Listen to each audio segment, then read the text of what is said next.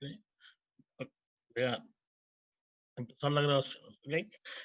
Bueno, el doctor Mario Matus es doctor de Economía de la Historia Económica, perdón, de la Universidad de Barcelona, es profesor asociado y además es director del Departamento de Ciencias Históricas de la Facultad de Filosofía y Humanidades de la Universidad de Chile. El doctor Matus ha publicado diversos proyectos Fondesit y tiene numerosas publicaciones en el área de estudio de la economía social y su impacto en las comunidades. ¿Okay? En el seminario de hoy, el doctor Mario Matus nos dará la presentación titulada Pandemia, líneas tendenciales e impacto coyuntural global local. Por favor, doctor Matus. Muchas gracias, Manuel. Y nuevamente reitero los agradecimientos a esta invitación, a este público, para compartir con este público tan interesante, tan selecto, que además me podría integrar análisis que desde mi especialidad yo no sería capaz de integrar. Así que estoy encantado. Vamos a ver qué resulta esta interacción interdisciplinaria. Y por lo pronto yo quisiera comenzar esto, ¿no? Explicando el título. Le he puesto, ¿no es cierto?, el impacto, pandemia 2020, impacto en procesos globales y locales, ¿no? Entonces aquí se entrecruzan varios conceptos y metodologías que utilizamos frecuentemente los historiadores y también los historiadores económicos y que me gustaría explicar, ¿no? Y justificar, ¿no? ¿Por qué se plantea de este modo el problema, ¿no? Situar, porque la idea es tomar este fenómeno que azota todo el planeta como pandemia, hacer un esfuerzo por situarlo en una temporalidad histórica, ¿no? ¿Por qué es tan importante? Y yo diría que básicamente se debe a que durante estos procesos normalmente existe una demanda inusual, mayor a la normal, por tratar de entender el alcance, el impacto que tienen estos fenómenos dentro de una trama histórica más global, ¿no? Entonces, así, por eso es lo que explica que en estos procesos, digamos, es muy común, ¿ya? Se ha dado en otras ocasiones, y así también se está dando hoy, que aparezcan análisis que empiezan a tratar de predecir o medir o estimar qué podría pasar con este fenómeno en términos de los procesos históricos que han habido, digamos, que han regido la historia de la humanidad, empiezan a aparecer análisis no bastante, algunos de ellos muy precipitados, acerca de si se viene una nueva era, si se va a terminar el capitalismo. Ustedes habrán visto ese tipo de análisis, ¿no? Que es muy frecuente, que se da sobre todo en ciertas áreas como la filosofía, la sociología, algo también en las ciencias políticas. Y los historiadores somos tremendamente, en ese sentido, conservadores frente a esos análisis, ¿no? ¿Y por qué somos conservadores? Porque nos movemos dentro de ciertos conceptos de temporalidad que nos obligan a ser muy cuidadosos acerca del impacto que pudieran tener fenómenos como estos dentro de esta temporalidad histórica, ¿ya? Nos obligan a precisar más, ¿no? Y los conceptos y los espesores de la temporalidad. Entonces, por ahí voy a comenzar. Entonces, ustedes comúnmente habrán visto, y a mí me gusta mucho leerlo, a un autor como Yuval Noah Harari, ¿no? Un israelí, que él se considera un macrohistoriador.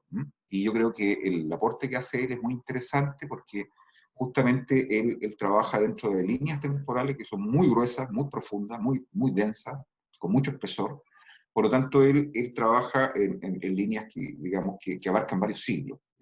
Entonces, cuando él habla de las líneas tendenciales que se están introduciendo en los últimos tiempos con el cambio tecnológico, él está aludiendo a líneas que seguramente se van a tomar por lo menos un siglo, digamos, en desarrollarse, en consolidarse.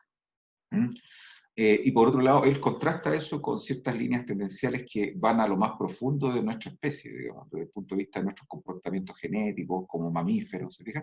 Entonces, él trabaja el choque de esas líneas tendenciales nuevas con las muy antiguas que vienen del neolítico, digamos, o sea, incluso. Entonces, esa perspectiva es súper interesante y de hecho a mí me entusiasma, me he leído todos los libros de Harari porque lo encuentro fascinante. Ahora, el problema, la dificultad, la debilidad que tiene ese análisis de temporalidad con mucho espesor, como él le llama macrohistoria, es que no permite ver a la escala que necesitamos ver hoy día el alcance que están teniendo fenómenos que son localizados en el tiempo, como esta pandemia, que vamos a suponer que van a tener un desarrollo de quizás no más de un año, ¿no? Quizás podríamos situarla en 2020 y quizás el próximo año ya existiendo vacunas o habiendo pasado el periodo de inmunización, ya probablemente ya el próximo año ya no se esté hablando mucho del COVID-19. Entonces, la idea sería cómo situar el alcance de este fenómeno dentro de una temporalidad que no sea tan macro, sino que nos permita ver conflictos y problemas a escala global y local, pero con un manejo, digamos, más preciso, un manejo más controlado de las variables en juego y que no se nos escapen tanto. Esa sería la idea. Entonces, esto a mí me ha llevado a escribir una columna, varias cositas que estoy analizando y que las voy a mostrar a ustedes. Y esto significa básicamente hacer una escala de observación que sea más acotada en el tiempo. ¿Cuál es la escala de observación que yo les propongo? ¿Ya? El de procesos más largos, digamos, que el mero acontecimiento, pero que no llegan a ser tan excesivamente largos como el de la macrohistoria que ocupa Harari. Entonces, para eso nosotros usamos dos conceptos que nos van a servir mucho. Nosotros usamos el concepto heredado por Fernand Braudel, los historiadores, de larga duración. Entonces, larga duración se acerca un poquito al concepto que usa Harari, aunque de menor duración, para hablar, por ejemplo, de fenómenos que ocupan una escala de tiempo muy larga y que manifiestan comportamientos que son muy reacios al cambio. Entonces, él habla, por ejemplo, aquí, ¿qué fenómenos se dan en la larga duración? Los cambios mentales, porque la mentalidad de la sociedad, la forma como piensan las sociedades, se da en periodos muy largos de tiempo. Por ejemplo, para ir a un ejemplo concreto, digamos, uno puede observar que mientras una sociedad se está transformando muy rápidamente, se manifiestan todavía comportamientos heredados de generaciones anteriores. Por ejemplo, ustedes pueden pasear por Santiago, ¿no es cierto?, y ver que la infraestructura de la ciudad ha cambiado mucho en los últimos 30, 40 años. Pero sin embargo, si seguramente, sobre todo si van en transporte público, en una micro, digamos, van a observar que buena parte de los pasajeros, cuando pasen frente a mi iglesia, se van a persignar. ¿Ok? ¿A qué obedece eso? O sea, eso es un comportamiento muy antiguo. Son moldes mentales que heredamos de nuestros abuelos y tienen que ver con que nuestra emigración campo-ciudad todavía no cumple un siglo. O sea, la última oleada fue entre los años 50 y 60. Entonces, todavía hay un buen, digamos, volumen de población que sigue comportándose bajo ciertos moldes conductuales que heredó de su padre y su abuelo y que tienen que ver todavía con una vida rural. Piensen en nuestro lenguaje. O sea, en nuestro lenguaje, el lenguaje chileno está plagado el castellano chileno está plagado de modismos y de expresiones que tienen que ver con el campo. Gallo, qué sé yo, se fue a la cresta, qué sé yo, y usamos a cada rato cosas con animales, ¿no? Eso es muy fuerte en el lenguaje chileno. Y no es solo propio de Chile, se da mucho en sociedades que han hecho transición recientemente en términos de larga duración. ¿Se fija? Entonces, esa podría ser una larga duración. ¿Ya? Ahora, sin embargo, ese concepto de larga duración, que podría abarcar, digamos, y llegar a fines del siglo XIX, todavía sigue siendo demasiado espesor temporal. Entonces necesitamos medir en etapas. Entonces, para medir en etapas, por ejemplo, Eric Hobsbawm, que seguramente ustedes lo habrán leído alguna vez, ¿no? Un gran historiador ya fallecido, pero uno de los más influyentes para entender el siglo XX, él dijo, por ejemplo, que una forma de medir era en eras históricas, ¿no? Entonces, él dijo que si uno mira los procesos históricos que vienen del siglo XIX y antes, uno podría decir que la última era histórica que nosotros vivimos, antes de la actual, fue lo que él le llamó el siglo corto, el siglo XX corto. El siglo XX corto comenzaría, según Hobsbawm, en 1914, digamos, con el estallido de la Primera Guerra Mundial, porque él dice que las dinámicas históricas que la humanidad conocía venían del siglo XIX. Y es cierto, o sea, si uno lo ve desde el punto de vista económico, político, social, demográfico, etcétera, cultural, prácticamente había un mundo que murió con la Primera Guerra Mundial. ¿Ya? Y a partir de ahí comenzó una nueva era, la era que él le llamó la era de los extremos. que empezó con muchas turbulencias, con 2 guerras mundiales, una gran depresión, y luego, ¿no es cierto?, un periodo de relativo bienestar y prosperidad, que va desde el fin de la Segunda Guerra Mundial y que llega más o menos, y ahí viene la discusión, hasta 1990. ¿Por qué él termina, y por qué es corto este siglo, según Holmes? Porque en 1990 se derrumba la Unión Soviética, se desmembra la Unión Soviética, cae el muro de Berlín, y con ello caen muchos fenómenos asociados a eso. Al desaparecer el mundo de los socialismos reales, también pierden fuerza, ¿no es cierto?, los estados de bienestar, los arreglos, los contratos sociales y políticos que se habían construido a lo largo del siglo XX, y por lo tanto ahí se acaba una era. Entonces, con la caída del muro, el año 1990, Hobsbawm dice, estamos ahí entrando en una nueva era, que no sabemos cómo va a ser. ¿Bien? Ahora, esa escala de observación que sigue siendo larga, otros historiadores, sobre todo los historiadores económicos, la hemos subdividido, ¿ya? Para también, para un ejercicio que nos permita situar mejor fenómenos como el que vamos a tratar acá. Entonces, por ejemplo, nosotros los historiadores económicos decimos, bien, sí, es cierto, esa última era, el siglo XX corto, que comienza con la Primera Guerra Mundial y termina con la caída del muro de Berlín y el desmembramiento de la Unión Soviética, si bien es cierto que eso conforma una última era histórica de menos de un siglo, o sea, estamos hablando de alrededor de 80 años, para efectos de entender mejor los fenómenos, debiéramos subdividir. Y esa subdivisión podría ser, por ejemplo, una que, ¿no es cierto?, que a partir del fin de la Segunda Guerra Mundial, estamos hablando entre 1945 y 1948, ¿no es cierto?, comenzó una etapa histórica que podríamos denominar, y que llega hasta 1980, y que podríamos denominar de ampliación de las democracias con estado de bienestar. También se le podría denominar era de la industrialización, ¿no es cierto?, se le podría denominar también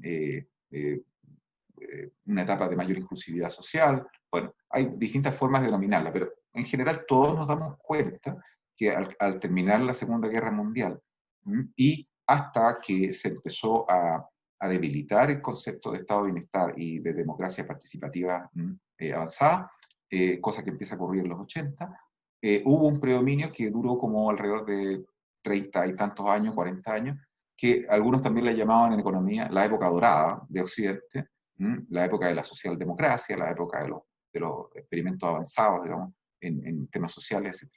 Bueno, entonces si ustedes se fijan, estamos aplicando una escala de observación más pequeña, en este caso de 30 y tantos años, 40 años, es decir, entre el fin de la Segunda Guerra Mundial, y ya no hablamos hasta el año 90.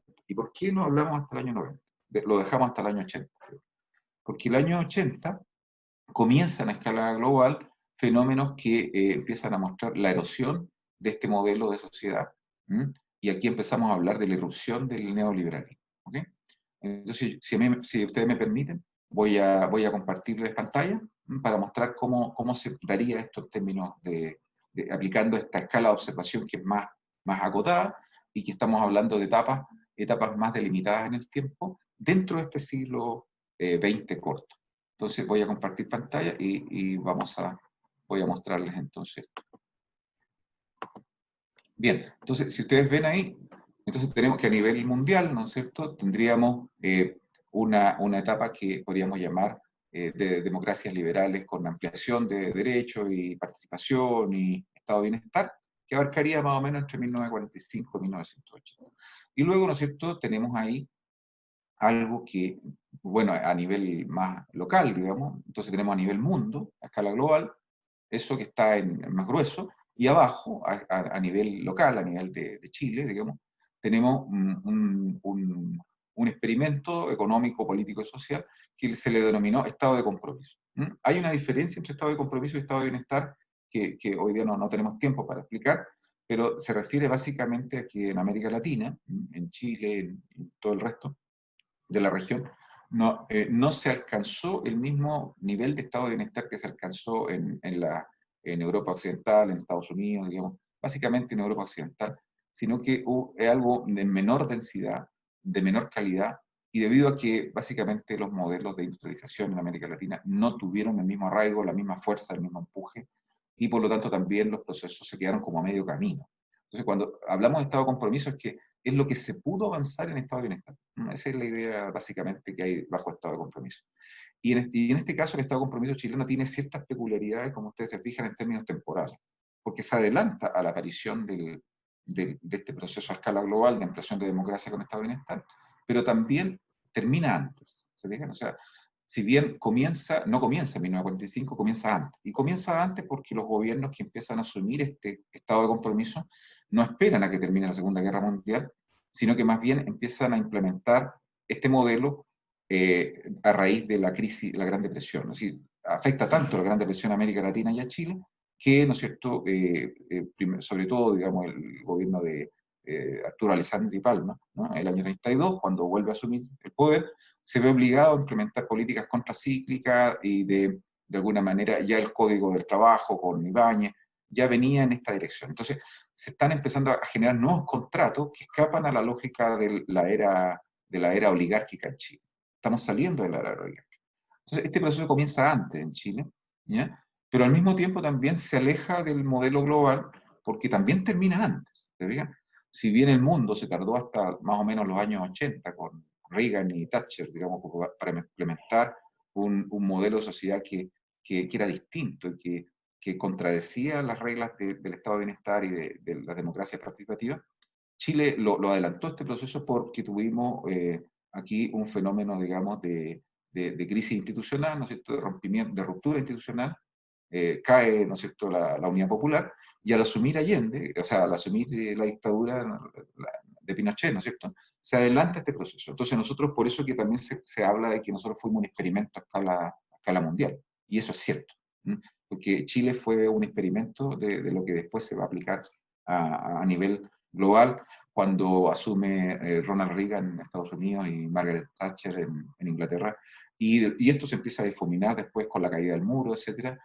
Se empiezan a aplicar los mismos moldes, incluso en países de Europa Occidental y en otros lugares. Digamos. Entonces, como ustedes ven ahí, tenemos una situación que empieza a manifestarse ciertos paralelismos, pero también ciertos grados de peculiaridad, ¿no?, en el caso de Chile, con lo que ocurre a escala global. Ahora, si ustedes se van a la parte de arriba, digamos, de este pequeño grafiquito, ¿no?, en este diagrama lo que aparece arriba, ¿no es cierto?, es que lo que va a erosionar, ¿no es cierto?, lo que va a terminar por erosionar y debilitar el estado de bienestar a escala global, es justamente una coyuntura crítica. ¿Sí? Y esa coyuntura crítica, podríamos decir que en el lenguaje, en la jerga que usamos los historiadores, cuando hablamos de coyuntura crítica, es un periodo más corto en términos de tiempo, en el que se acumulan muchos cambios, muchas transformaciones, y donde se estallan las contradicciones acumuladas en el periodo anterior. Si hubiera algún sismólogo acá, diríamos que es el momento en que las dos capas tectónicas entran en colapso. Y finalmente se produce ¿no es cierto?, un estallido que termina con un mega terremoto cada cierta cantidad de años. Entonces, esa coyuntura crítica, ¿no es cierto?, es el periodo de tiempo en el cual, por lo tanto, estallan estas contradicciones y ya no puede lograr, sobreviviendo y proyectándose en el tiempo, esta etapa histórica que venía, en este caso, el estado de bienestar con una democracia participativa. Y esto es lo que, si bien esto había colapsado en Chile antes, a nivel global estalla entre los años 80 y 90 en el mundo, ¿no? Porque es cuando se comienza a exportar estos modelos de orden de políticas neoliberales y de erosión de los estados de bienestar, de erosión de las democracias, ¿no es cierto?, y de los contratos sociales que habían regido antes. Bueno, y esto entonces se produce, como ven de acá arriba, y esta flechita indica eso, esta coyuntura crítica es lo que estaría manifestándose aquí en esta flecha. O sea, la coyuntura crítica sería el engranaje que une una etapa histórica previa con una nueva etapa histórica que comienza, que le vamos a llamar por ahora era neoliberal, ¿okay? Para darle un nombre, porque se le puede llamar de distintas maneras.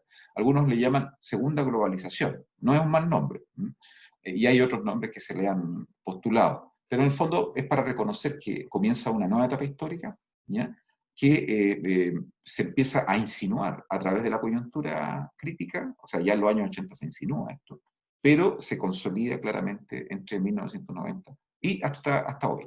O sea, estaríamos hablando de 3 décadas, digamos, que van de 1990 a 2020, y cuyo engranaje que las une con la etapa histórica anterior es un periodo que a nivel mundial se daría en 10 años, del 80 al 90, y a nivel chileno se daría en un periodo más largo. O sea, nuestro engranaje sería más largo, del 73 al 89 sería nuestra coyuntura, porque comienza antes que a nivel mundial.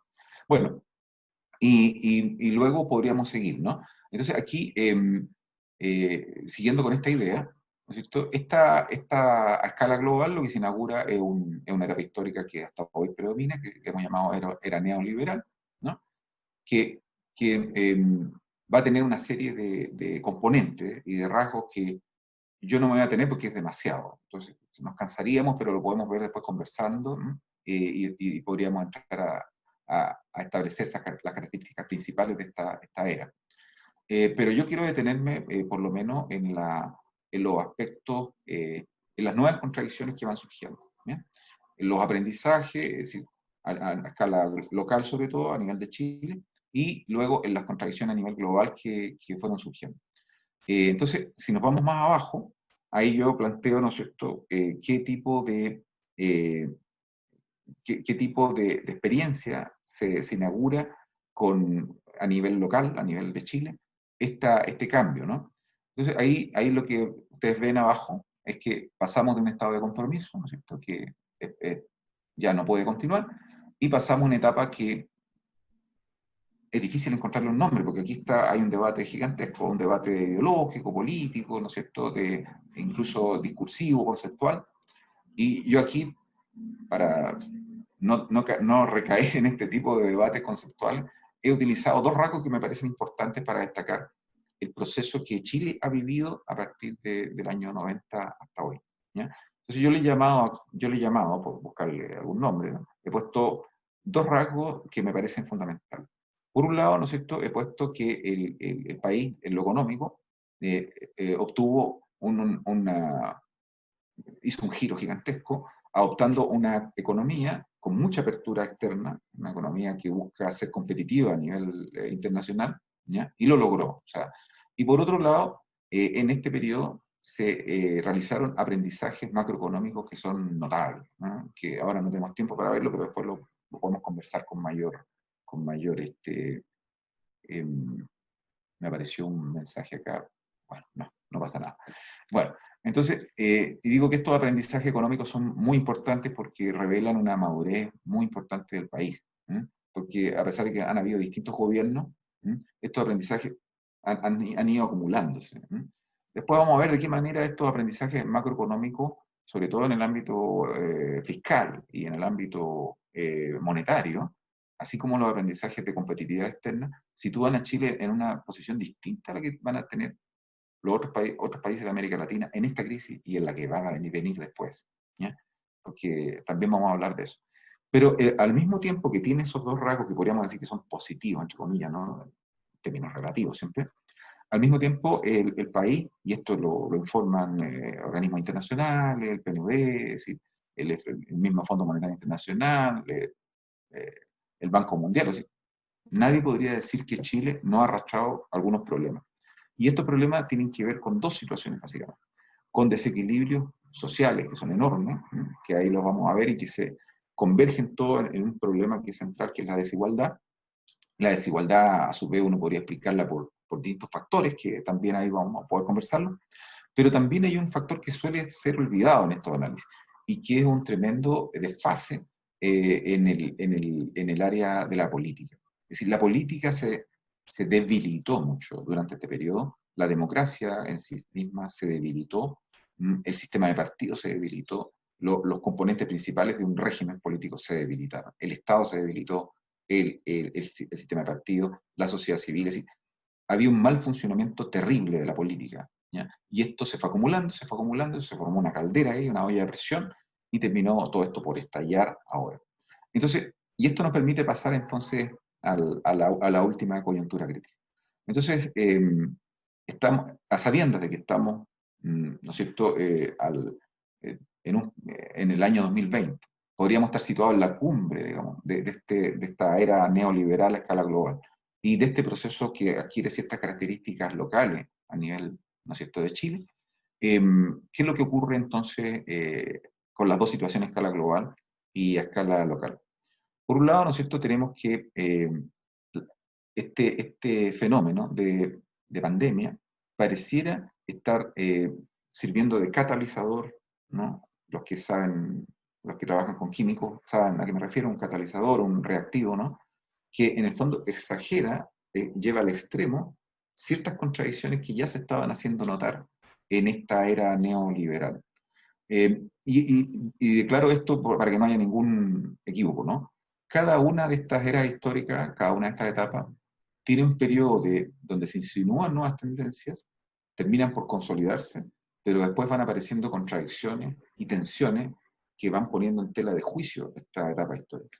¿Bien? Entonces, si bien esta era neoliberal pasó por un periodo de gloria, podríamos decir, en el que mostró relativo éxito o superioridad con respecto a la etapa anterior, y por lo tanto fue popular entre gobiernos y entre distintas personas, digamos. Ahora, ¿no es cierto?, son estas contradicciones globales las que están mostrando que esta etapa pareciera que ya, antes de la pandemia, estaba alcanzando situaciones de tensión que son complicadas. La primera contradicción, las voy a situar acá arriba, dice contradicciones globales, son la instabilidad y la volatilidad económica. Lo primero que hay que destacar es que esta era neoliberal se ha convertido en una verdadera fábrica de crisis periódicas cada vez más cercanas unas de otras. O sea, si antes la economía capitalista global tenía crisis más o menos cada 20, 25 años, lo que los economistas llamamos, historiadores económicos también llamamos crisis contratief, es decir, una onda larga estaba marcada por 20, 25 años de expansión, en los cuales no había, digamos, problema, y las economías crecían bastante establemente, y después venía una etapa contractiva, de otros 20 años más o menos, y esto venía desde el siglo XIX hasta los años 70. Funcionó, esta mecánica global de las economías funcionaba. O sea, había un periodos largos de estabilidad y de crecimiento, de prosperidad, y luego venían periodos contractivos. Ahora, esto es cada vez más breve, la etapa expansiva, es más breve la etapa de continuidad de crecimiento, y son cada vez más repetidas, más reiteradas las crisis. Hoy día en las crisis están dando, para que ustedes hagan una idea, cada 5 o 7 años. O sea, las etapas de crecimiento sostenido a escala global no son más de entre 5 y 7 años. Inmediatamente viene una crisis. Ahora, ¿por qué se está produciendo esto? Tendríamos que entrar aquí a una discusión mucho más larga, pero en general lo que está produciendo esto son básicamente dos fenómenos. Digamos. Por un lado, ¿no es cierto?, la implantación de una economía neoliberal ha significado que la etapa buena que tenían las economías de reducción de la desigualdad después de periodos de crecimiento prolongado no se está produciendo. Es decir, lo que los economistas llaman la etapa buena de la curva de Kuznets no se está produciendo. La curva de Kuznets es una curva que muestra que en una primera etapa, cuando va creciendo, así como la pandemia hoy día, ¿no? Esta curva que queremos aplanar hoy día, va creciendo la economía, crece la desigualdad. ¿Okay? O sea, al unísono, va creciendo, hay crecimiento económico, pero también crece la desigualdad. Esa es la etapa mala de la curva de Kuznets, es la etapa de crecimiento de las dos cosas. Pero en una segunda etapa, es decir, que va cayendo, ¿no es cierto?, el crecimiento continúa si se mide en una escala horizontal, pero sin embargo la desigualdad va cayendo. Y esto se dio en el periodo de bienestar entre los años 40 y los años 70, especialmente en Europa Occidental e incluso en Estados Unidos. Las economías siguieron creciendo, pero ahora la desigualdad caía. Ahora, ¿por qué caía? Porque el estado de bienestar, con sus políticas de bienes públicos fundamentales, educación, salud, ¿no es cierto?, pensiones, permitía entonces que el bienestar se ampliara y llegara a muchos sectores. Pero el problema que se ha introducido con la era neoliberal es que la era neoliberal no permite que esta segunda etapa buena se dé. Entonces, al no haber segunda etapa buena en la que cae la desigualdad, lo que está ocurriendo realmente es que ahora hay crecimiento, pero el crecimiento está cada vez más obturado, se está encontrando con problemas porque la desigualdad está creciendo mucho. Ya no hay etapa buena en que cae la desigualdad.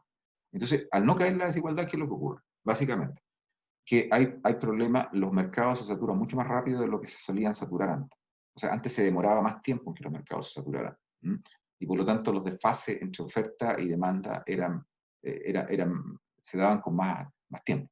Hoy día este desfase entre capacidad de producción, que la tecnología está acentuando, y la capacidad de los mercados internos para poder absorber esos bienes, está siendo mucho más cercana en el tiempo porque, por un lado, la desigualdad se ha dado en términos de pérdida de poder adquisitivo de los salarios. Los salarios de los trabajadores se han tendido a estancar en relación al crecimiento económico. Es decir, los salarios no vienen creciendo de la misma manera, ni siquiera en el mundo desarrollado, a la misma velocidad que viene creciendo la economía. Esto no se daba en la etapa anterior. Entonces, ¿qué es lo que ocurre? Que los trabajadores no tienen capacidad de consumo, la misma que tenían antes. Entonces, ¿qué es lo que ocurre? Que al no haber rentabilidad, beneficios para las empresas que no logran meter estos productos, en trabajadores que no logran consumirlos a la misma velocidad, los mercados empiezan a saturar muy rápido y se producen entonces burbujas especulativas en dos ámbitos, que ustedes lo están viendo a cada rato. En el ámbito de lo especulativo, en el ámbito de los bienes raíces, digamos, inmobiliario, y por otro lado, y sobre todo, en las bolsas, ¿no? Y por otro lado, los flujos de capital se están tornando extremadamente volátiles, buscando un beneficio, digamos, en un lugar del mundo, ¿no? Y se desplazan con una facilidad y sin control ninguno. O sea, ahora las comunicaciones bursátiles en línea hacen que la bolsa mundial no descanse nunca, no duerme. O sea, porque mientras se está pagando una bolsa, se están abriendo otras. Entonces, basta tener dos computadores en línea en un escritorio y tú puedes desplazar enormes flujos de capital de un lugar a otro mientras bolsas van apagándose y otras están amaneciendo. Entonces, hoy día eso es tan descontrolado que la financiarización de la economía está llevando a que también, ¿no es cierto?, sin ningún tipo de control, sin ninguna norma, sin ninguna regulación mundial de estos flujos. Por lo tanto, los flujos especulativos vuelan de un lugar a otro sin ningún control y están generando entonces que se produzcan situaciones como la del 2008. La crisis subprime básicamente fueron activos tóxicos que en el fondo eran activos sin sostenibilidad real y se generó.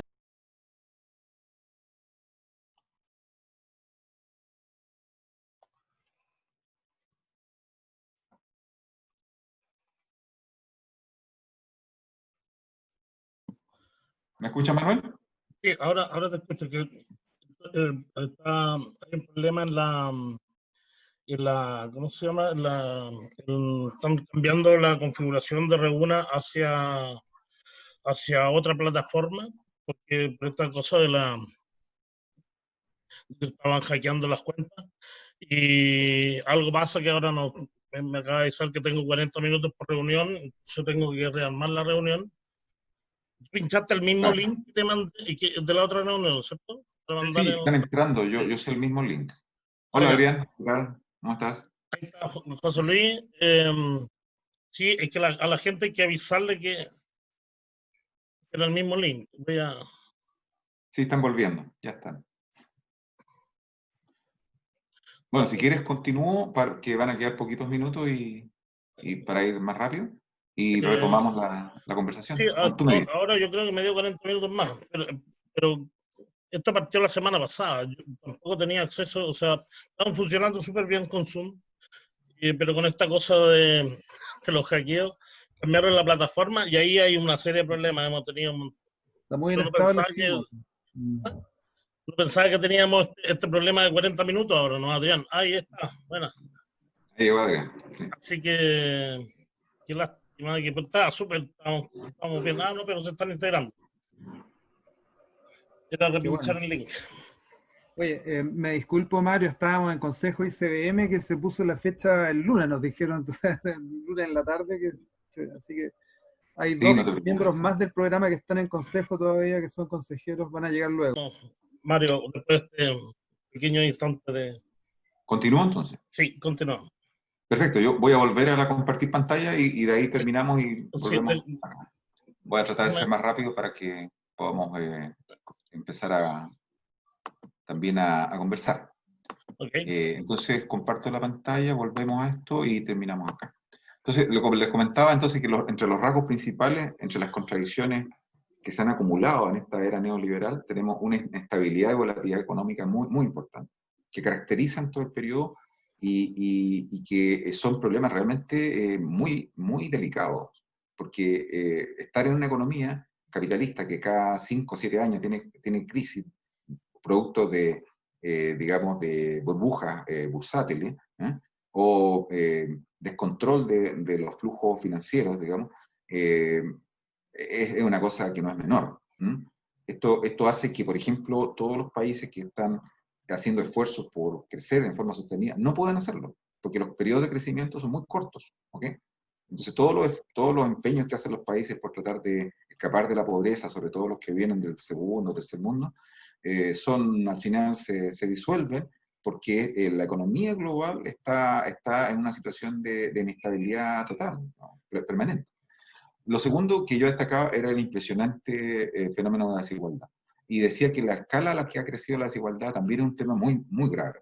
A tal punto que Branko Milanovic, por ejemplo, que es especialista a nivel mundial, fue del Banco Mundial en estos temas, fue el mayor autor, digo, ha dicho que ya no es posible esperar una segunda curva de Kuznets con una fase positiva de caída de la desigualdad. Al contrario, las contradicciones se van a seguir acumulando, y esto medido en términos de entre países, entre regiones y al interior de los países.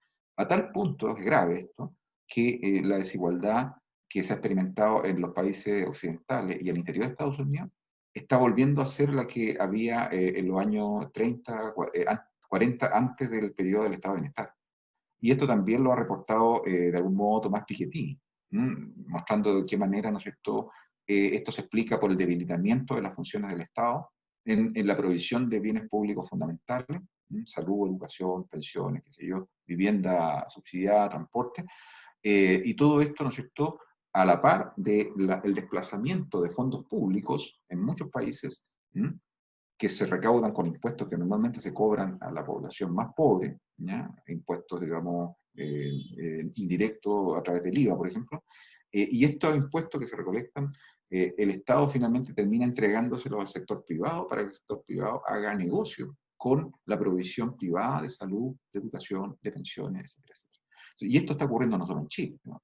Incluso en países que tenían un estado de bienestar bastante importante. Por eso entonces que se produce la desigualdad se produce porque por un lado caen los salarios en términos relativos, el 1% que concentra la renta en cada uno de los países, incluso los países desarrollados y los países con estado de bienestar, ha crecido mucho, y la parte que se llevan los trabajadores, es decir, la participación salarial en el PIB, ha decaído mucho.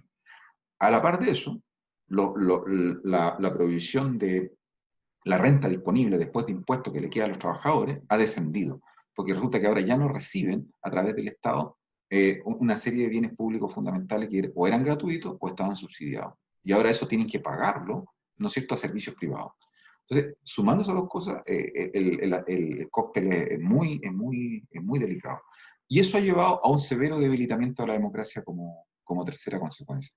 En todas partes la democracia se ha debilitado, incluso en los lugares donde se pensaba que era más fuerte. No tengo tiempo para ver todos estos temas con detalle, pero ustedes se darán cuenta que esto también ha llevado a otra cosa que es un fenómeno bastante delicado y muy grave, que en vez de esto haber propiciado la aparición, el perfilamiento, la consolidación de proyectos de orden progresista, lo que ha pasado es que esto ha terminado por fortalecer, vigorizar a liderazgos de tipo populistas de derecha, ¿ya? Entonces, la inestabilidad económica, pongámosle un nombre, en el marco de la globalización, el impresionante crecimiento de la desigualdad y de contradicciones que aquejan a los trabajadores, digamos, del viejo sector industrial, y también al grupo de personas que ahora, de clase media, que ahora se ha visto relativamente empobrecida, ha llevado a que esa gente, en vez de votar por gente de centro-izquierda, haya votado por gente de derecha. Y eso en todas partes del mundo. Entonces, y una cosa muy loca, porque en el fondo lo que está diciendo eso es que el discurso nacionalista, populista, xenófobo, ¿ya?, racista, el discurso proteccionista en términos económicos, está teniendo más éxito con esas clases medias y esos sectores populares que el discurso, digamos, socialdemócrata y redistributivo. Bueno, esto también ha generado unos desbalances y unos desequilibrios gigantescos en términos ambientales que no los vamos a meter aquí porque ustedes los conocen mucho mejor que yo, digo. Y por último, ¿no es cierto?, esto también ha tenido un empeoramiento cada vez peor, digamos, cada vez mayor, con la irrupción de la transformación tecnológica. Yo soy un fuerte partidario de la transformación tecnológica como herramienta para la mejora de la vida, de las condiciones de vida y de las nuevas economías y todo esto.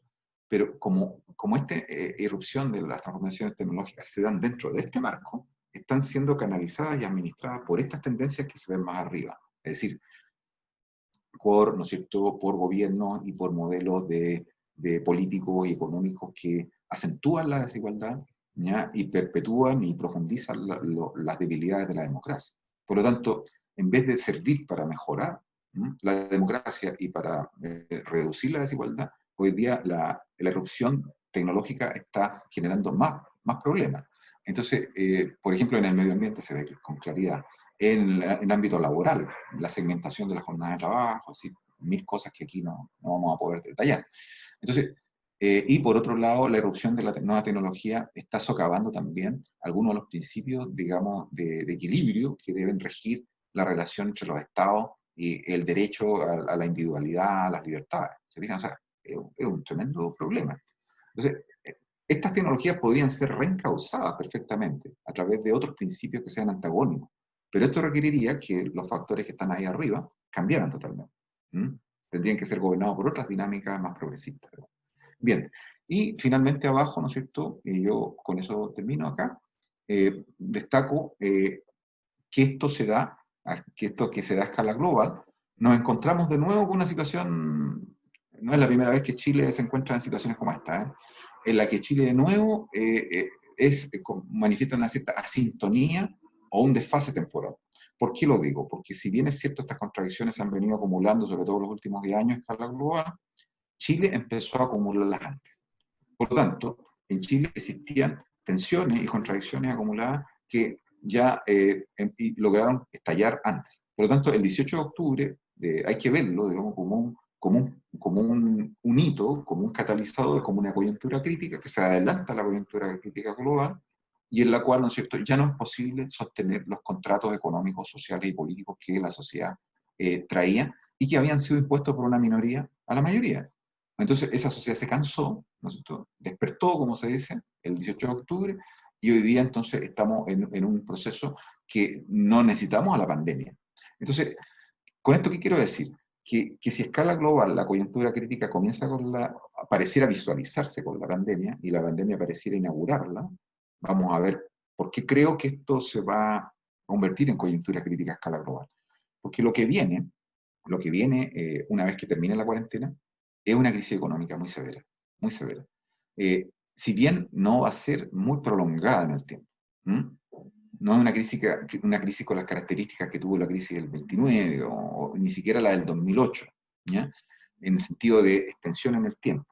¿Y por qué? Porque ahí podemos después mencionar por qué no va a ser tan prolongada. Los rasgos que tiene especiales impiden, digamos, que tenga esa prolongación. Pero, por otro lado, sí va a ser extremadamente profunda, muy dura. O sea, tan dura que si uno la compara con la del 29 y la del 80 en Chile, esta va a ser la tercera, o sea, en profundidad. O sea, vamos a vivir por lo menos entre una contracción del producto entre un 5 y un 7%. Hasta ayer las previsiones decían un 2, un 3, pero yo creo que eran muy optimistas porque no estaban integrando, digamos, la caída de la demanda externa. La caída de la demanda externa no la habían medido en el modelo de análisis, pero cuando se caigan las exportaciones chilenas, el impacto va a ser mucho mayor que el que tiene los efectos que estamos viendo todavía. Y eso va a suceder en el segundo semestre. Es decir, el segundo semestre, los contratos y las compras que se estaban comprometidas hasta ahora se van a vencer. Por lo tanto, las nuevas compras que vienen no solo de China, vamos a ver cuáles van a ser realmente, en cuánto van a caer. Y si caen demasiado, vamos a tener una contracción probablemente sobre el 5%. Yo creo que por lo menos vamos a andar en torno al 7% de contracción del PIB. Si esto lo comparamos con la de los 80, es la tercera, digamos, en profundidad, ¿ya? Ahora, cuando estamos hablando de una contracción de entre el 5 y 7% del PIB, estamos hablando de un desempleo del 20%. De eso estamos hablando.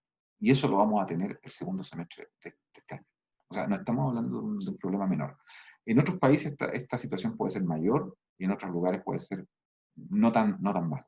Pero vamos a tener una coyuntura entonces que se va a empeorar, que comienza con la pandemia, es decir, la pandemia desnuda estas contradicciones que ya estaban, digamos, las deja muy claras, no, es imposible escapar de ellas, pero por otro lado estas contradicciones se muestran con mayor fortaleza y mayor crudeza debido a lo que ocurra después de la salida de las cuarentenas.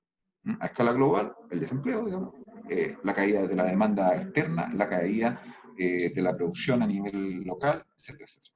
¿Y esto qué va a pasar con Chile? Y con esto ya vamos terminando, ¿no es cierto? Chile entonces se encuentra en una situación en la que ya estos procesos estaban visualizados, ¿no? Pero por otro lado Chile manifiesta ciertas peculiaridades y ventajas para enfrentar esta coyuntura inaugurada con el 18 de octubre, ¿no? Que se profundiza con la cuarentena y que se va a profundizar aún más con la crisis económica y social que va a venir el segundo semestre de 2020. Entonces, ahí yo dejo abajo la pregunta, ¿no? Abierta, digo, si esto va en la dirección que pudiera darse, ¿no es cierto? No sabemos, ¿ya? ¿Podría haber a escala global una era post-neoliberal? Va a depender de la fuerza y la densidad que tenga esta coyuntura, si se logra consolidar como coyuntura crítica, tal como la coyuntura crítica del año 80 al 90, ¿se fijan? A escala global. Si tiene esa fuerza, podríamos estar hablando que lo que viene es el fin, el agotamiento definitivo de la era neoliberal, y se viene otra cosa que podríamos denominar post-neoliberal, por proponer un nombre. Y en el caso de Chile, a escala local, ¿no es cierto?, vamos a tener probablemente, si es que esto se consolida, también un Chile post-neoliberal. Y pensando que este proceso ya estaba encaminado en el caso de Chile, porque en el caso de Chile se le había dado un calendario, digamos, que comenzaba, ¿no es cierto?, con un proceso constituyente, que ahora sabemos que se alarga a fines de año y probablemente a comienzos del 2021, y luego una serie de contratos que se empiezan a construir desde esa nueva constitución que se cristalizaría. Y esos nuevos contratos son económicos, son sociales y son políticos. Por lo tanto, esta es la complejidad, digamos, de la lectura que yo les ofrezco, que les planteo, y que hace que sea extremadamente difícil, ¿no es cierto?, hacer predicciones, ¿no? Entonces dejo de compartir y pasamos ya a la conversación, que es mucho más entretenida. Perfecto. Ok, muchas gracias, Mario Matus, qué buena presentación. Queda abierta la discusión por supuesto, para los académicos, los profesores o la gente que está participando del seminario. ¿Tienen alguna pregunta? Bueno, yo tengo una pregunta, Mario. Bueno, estas líneas tendenciales son más o menos similares en Latinoamérica, ¿no es cierto? ¿Tú dices comparando Chile? Claro, comparando a Chile. Porque la pregunta va que si sí, no. son más o menos parecidas, esto será una oportunidad para, por ejemplo, nosotros dependemos mucho de China, mucho de Estados Unidos, sería una oportunidad una oportunidad para anexarnos más como región, o sea, ver más la participación con Argentina, con Brasil, con Colombia, por ejemplo. No, lamentablemente yo aquí veo divergencias. Ah. Divergencias. O sea, lo que pueda ocurrir en la región, probablemente Chile va a tener ciertas peculiaridades. ¿Y por qué? Primero que nada, yo creo que es bueno siempre en este tipo de análisis, así como ustedes hacen en sus respectivas, ¿no es cierto?, investigaciones, diseccionar por subregión.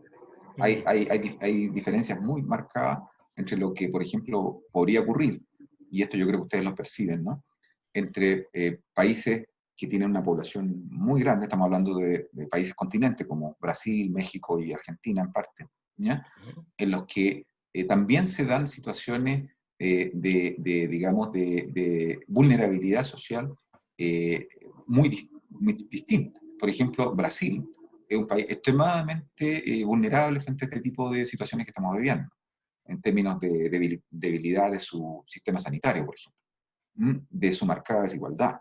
Por lo tanto, el impacto que puede tener esta pandemia en Brasil puede ser infinitamente mayor. En el caso de México puede darse algo muy parecido. México tiene niveles de desigualdad y de debilidad de su aparato sanitario, digamos, y de su Estado en general, bastante elevada. Luego, en el caso de Argentina, por ejemplo, si bien es cierto que Argentina tiene un número importante de población, digamos, ellos tienen una sociedad mucho menos desigual. ¿Mm?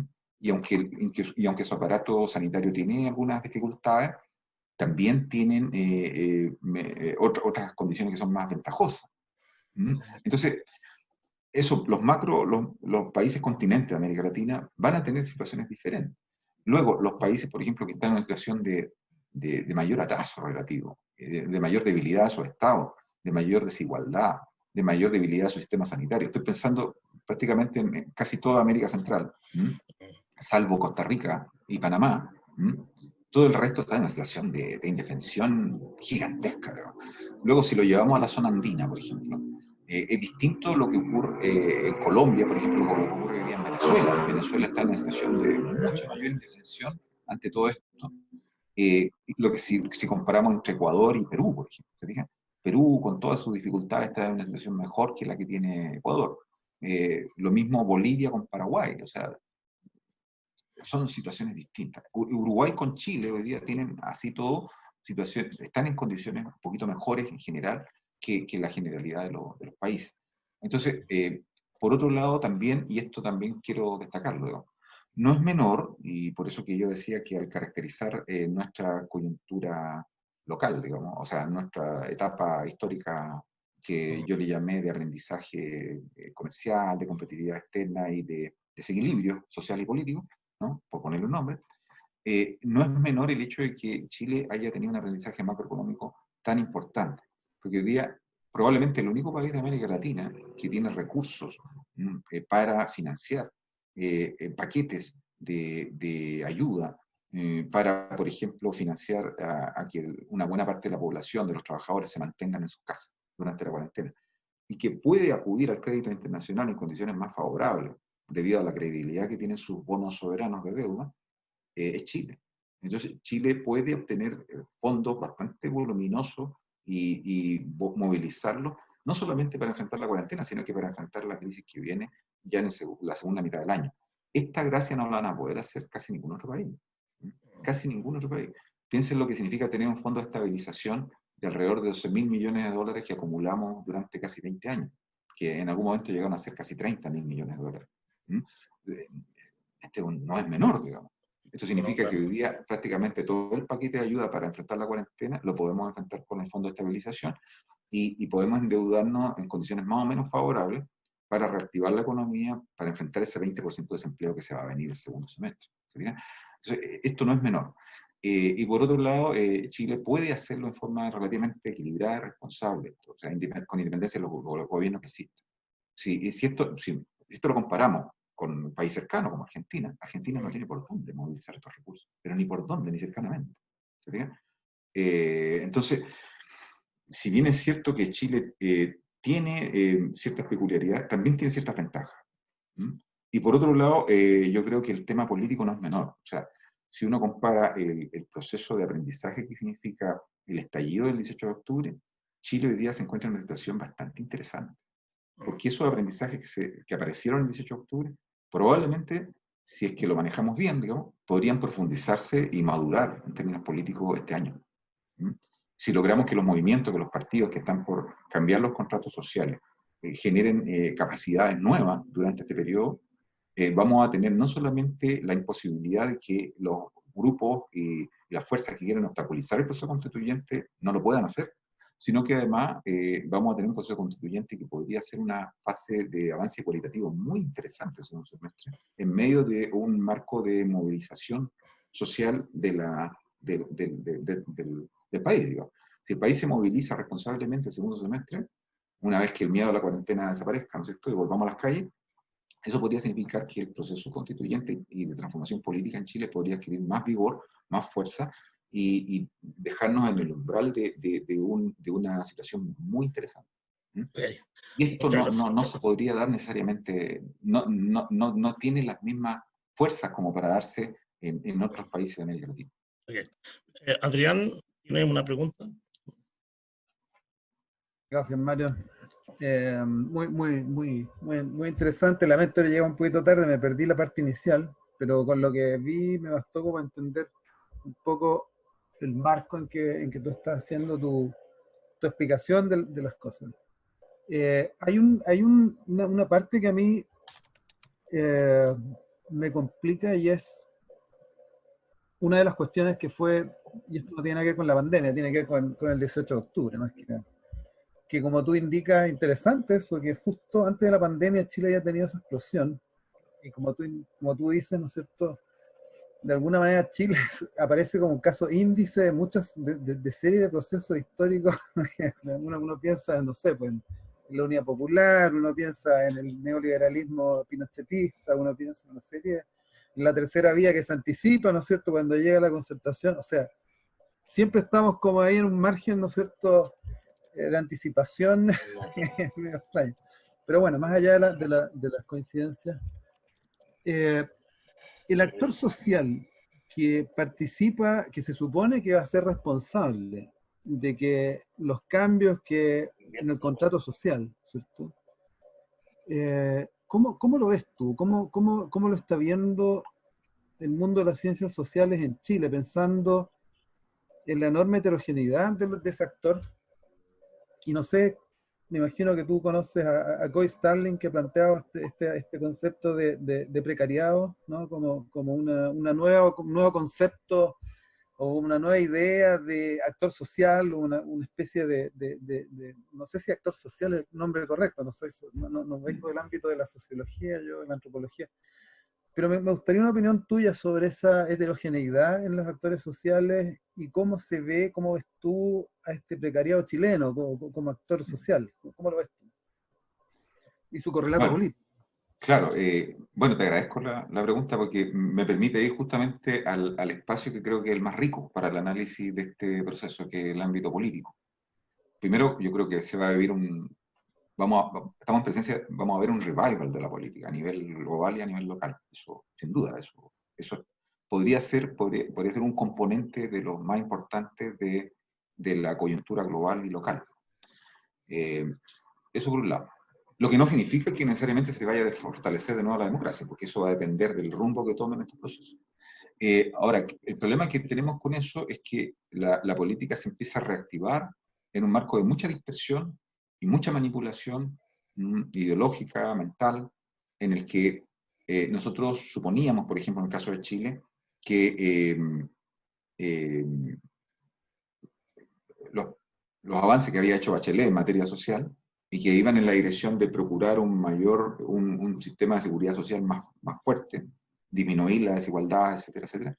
Nosotros suponíamos que eso había conquistado el corazón de la mayoría de los chilenos, ¿no es cierto? Y sin embargo llega esta última elección y pareciera que hubiera ganado en algún momento, ¿no es cierto?, Carlos Peña, diciendo no, en realidad a los chilenos no les interesa un Estado, digamos, solidario, sino que lo que les interesa es son aspiracionales. Y por lo tanto lo que se ha expandido es su esfera de individualismo y de satisfacción personal por la vía de su esfuerzo individual. ¿Okay? Entonces, cuando estábamos en eso, pensando que estábamos perdidos, o sea, los chilenos en su gran mayoría son aspiracionales, incluyendo, ¿no es cierto?, lo que en algún momento se llamó de los sectores populares los fachos pobres, un término bastante desafortunado, creo, porque en fondo impedía entender la naturaleza psicológica de estos procesos, digamos, que es muy interesante. Eso mostraba que en el fondo las derechas tienen una capacidad, la centro derecha, una capacidad enorme, digamos, para seducir, ¿no?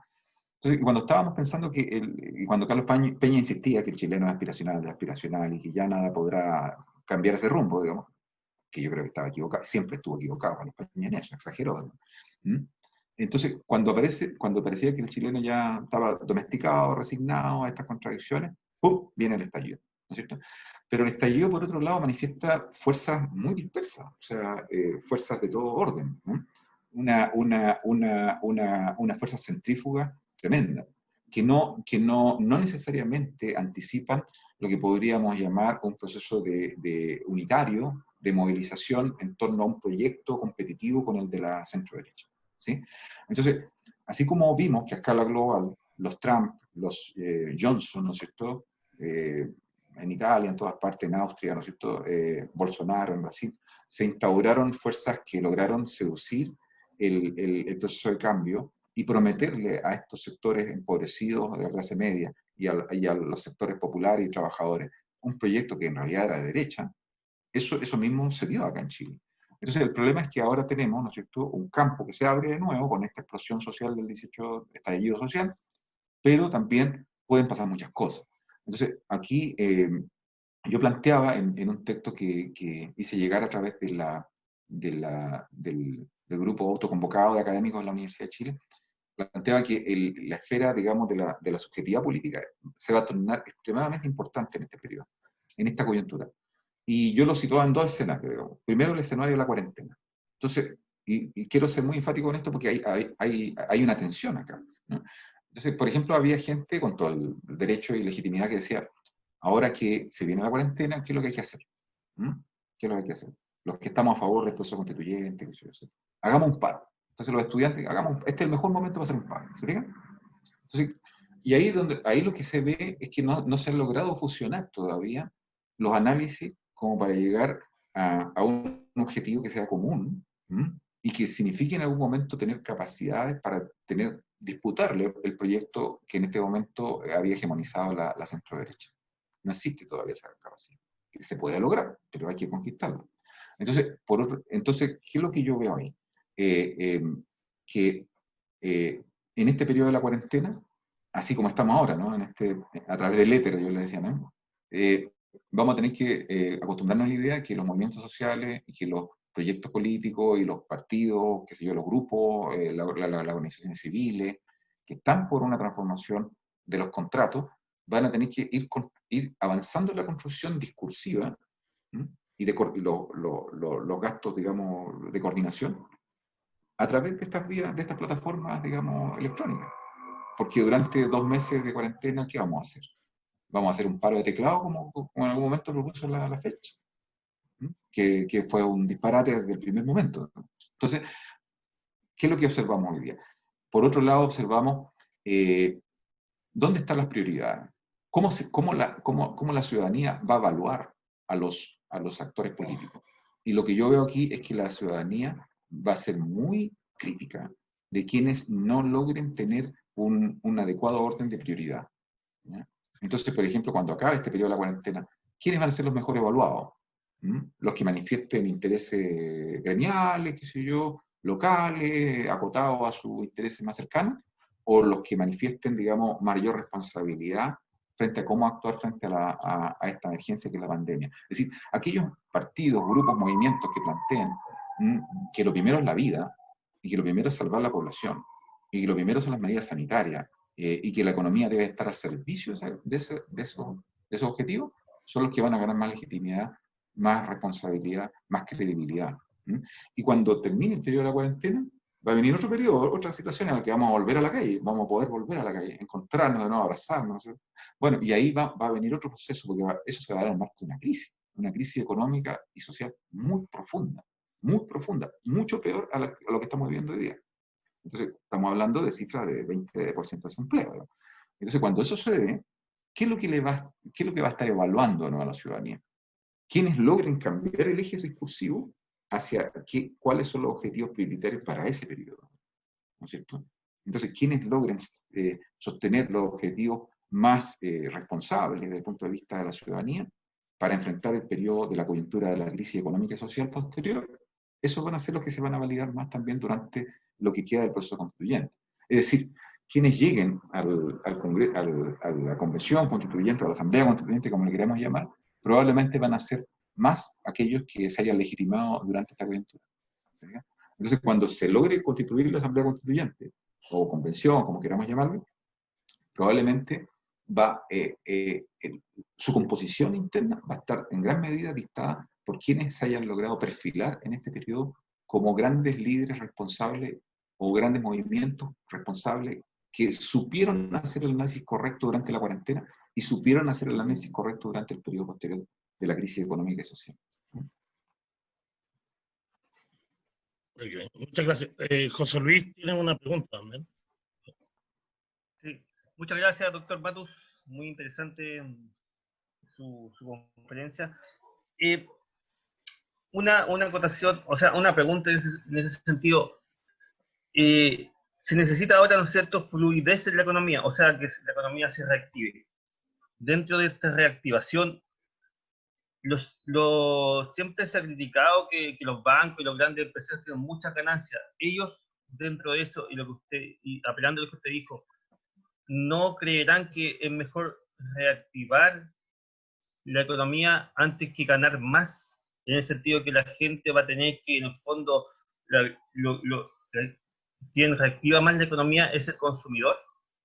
No se va a dar ese caso ahora. Y segundo, la segunda pregunta, y debido a eso, ¿no será más que la gente de campo, lo rural, va a soportar la economía ahora más que las grandes ciudades que ya están más colapsadas y con todo este temor, como Nueva York, como vimos Santiago?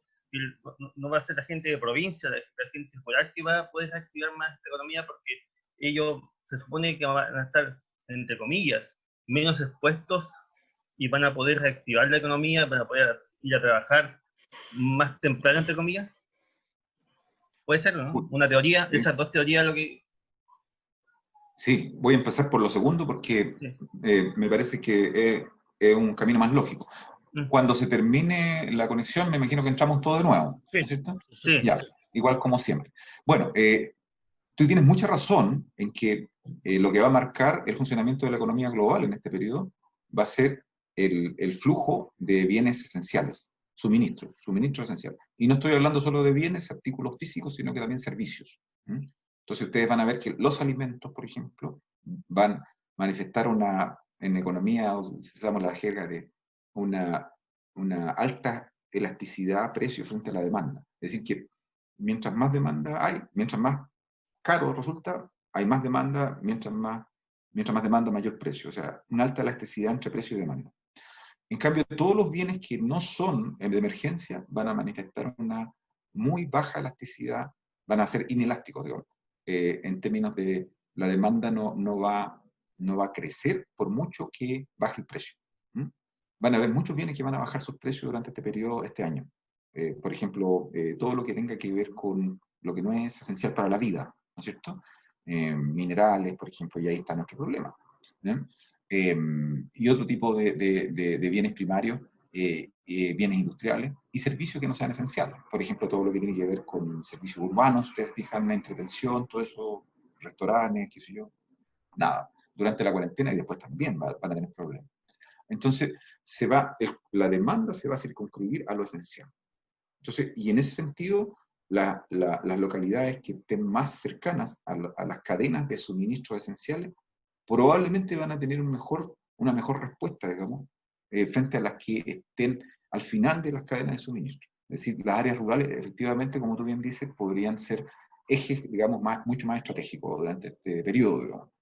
Pero también lo van a hacer las que elaboren suministros para los supermercados, por ejemplo, bienes alimenticios e industriales, las industrias que producen alimentos industriales, bueno, también suministros médicos, combustible, todo esto que pasa a ser esencial, crítico en este periodo, eso es lo que va a sostener la economía local y global durante todo este año.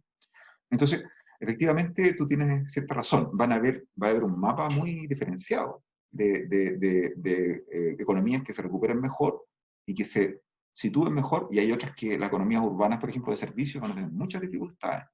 Ustedes lo están viendo hoy día en todos los que, por ejemplo, los restaurantes y cafés que no logran hacer delivery. O sea, el que no hace delivery está sonado, ¿verdad? Porque la única forma de llegar ahora, entonces tú si tienes 10 trabajadores en un restaurante que trabajaban ahí, ahora tienes que tener solo 2 produciendo la comida y los otros 8 repartiendo, ¿se entiende? Y eso mismo, bueno, ya pueden ver cómo los efectos que va a generar. Y por otro lado, en el ámbito de los estímulos, ¿no? Hay que entender que el sector financiero es clave para evitar que la crisis sea más profunda y más prolongada. Uno de los errores que se cometió en Estados Unidos el año 29, con Hoover gobernando, fue precisamente que impidió que la Reserva Federal, la Fed, rescatara a los bancos. Y al no rescatarse los bancos, eso produjo una caída en dominó de todos los bancos, digamos, más importantes de Estados Unidos, incluso a nivel local por estado. Y eso fue una gran embarrada. Entonces, por ejemplo, Ben Bernanke, que fue el presidente de la Fed cuando vino la crisis del 2008, él hizo su tesis doctoral, el historiador económico, entre paréntesis, es colega, digamos. Él hizo su tesis doctoral sobre el error que significó no haber aportado a la liquidez del sistema financiero para el 29, y por eso, habiéndole tocado a él en persona, digamos, lo mismo, en 2008, él dijo, no, aquí hay que salir a rescatar como del lugar, digamos. Pero el problema que sucedió en el marco del gobierno de Bush 2. Entonces, Bush 2, si bien estaba de acuerdo con rescatar, también se empeñó porque no hubiera un marco de condiciones y exigencias mínimas a la banca para recibir ese rescate. Por lo tanto, se le inyectó mucha liquidez, ¿ya? Y eso estaba bien, pero estaba bien para que fuera retransmitido realmente a las pymes, a las empresas, y no se hizo. No se hizo porque las regulaciones, los marcos regulatorios no fueron suficientemente claros y específicos al momento de poner exigencias en qué condiciones se le entregaba este dinero. Y yo temo que eso es probablemente lo que podría ocurrir en Chile si nosotros, digamos, y las fuerzas, digamos, críticas y progresistas que están por hacer nuevos contratos, tampoco no le exigimos al gobierno que imponga condiciones, ¿no es cierto?, para la entrega de estos créditos a la banca.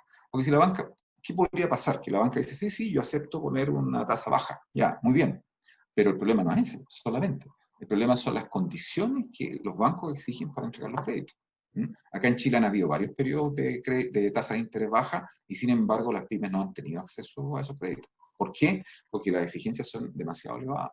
Entonces, ahí, por ejemplo, si ustedes me preguntan, ¿no? yo hubiera dicho mejor que sea el Banco Estado el que canalice todos los créditos y no entregárselo a la banca privada.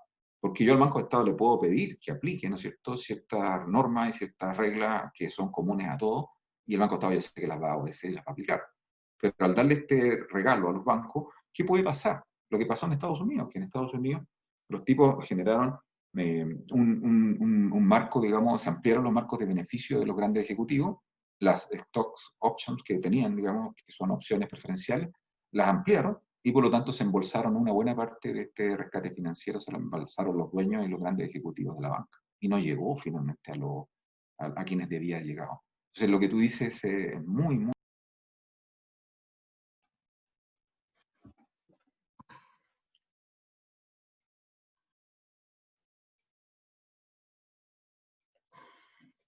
Acá estamos. Sí. De aquí no me voy. La complejidad que tiene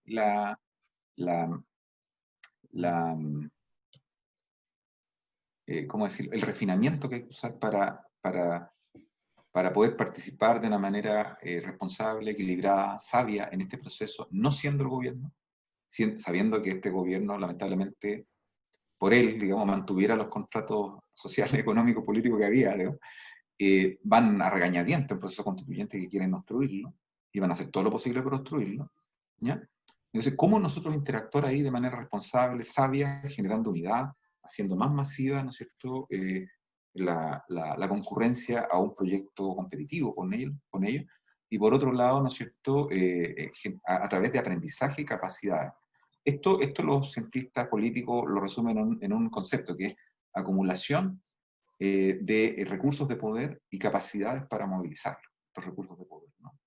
Son muy sofisticados, ¿no? Entonces nos pilla en un proceso en que las fuerzas, digamos, que quieren los cambios están todavía fragmentadas, no alcanzaron a solidificarse cuando nos atrapó esta pandemia, y por lo tanto tenemos que reasumir este proceso de integración de pareceres, de opiniones, ¿no es cierto?, de construcción de un saber compartido y proyectos, y finalmente terminamos con representantes, voceros que vayan a defender estas ideas a una asamblea constituyente, habiendo mostrado capacidades de liderazgo y de responsabilidad en el periodo previo anterior, ¿no?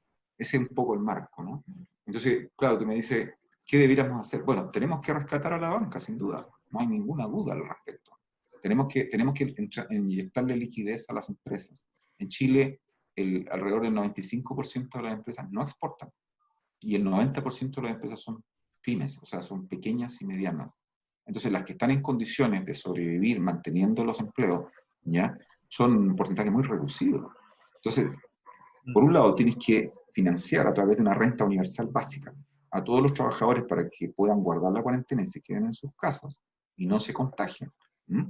Y por otro lado, tienes que lograr, ¿no es cierto?, destinar otra cantidad de dinero para inyectar liquidez, franquicias tributarias, postergación de compromisos crediticios a las pymes para que no, cuando termine la cuarentena no hayan desaparecido y estén en condiciones nuevamente de decir sí, demandar nuevamente trabajo y los trabajadores puedan volver. Ahora, hay que considerar también que la mayor parte de los trabajadores chilenos viven en condiciones de precariedad laboral, ¿ya?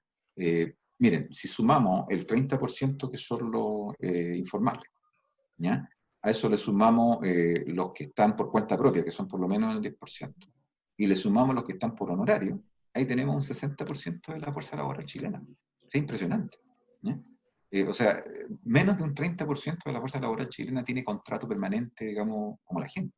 En ese sentido, nosotros somos, digamos, los profesores universitarios somos parte de un mundo privilegiado, clarísimo. Entonces, claro, cuando nosotros decimos quedémonos en casa, hagamos la cuarentena, bueno, 70% de los trabajadores chilenos no lo puede hacer. Y no estoy considerando a los indigentes, a los que están fuera totalmente del mundo del trabajo, ¿no?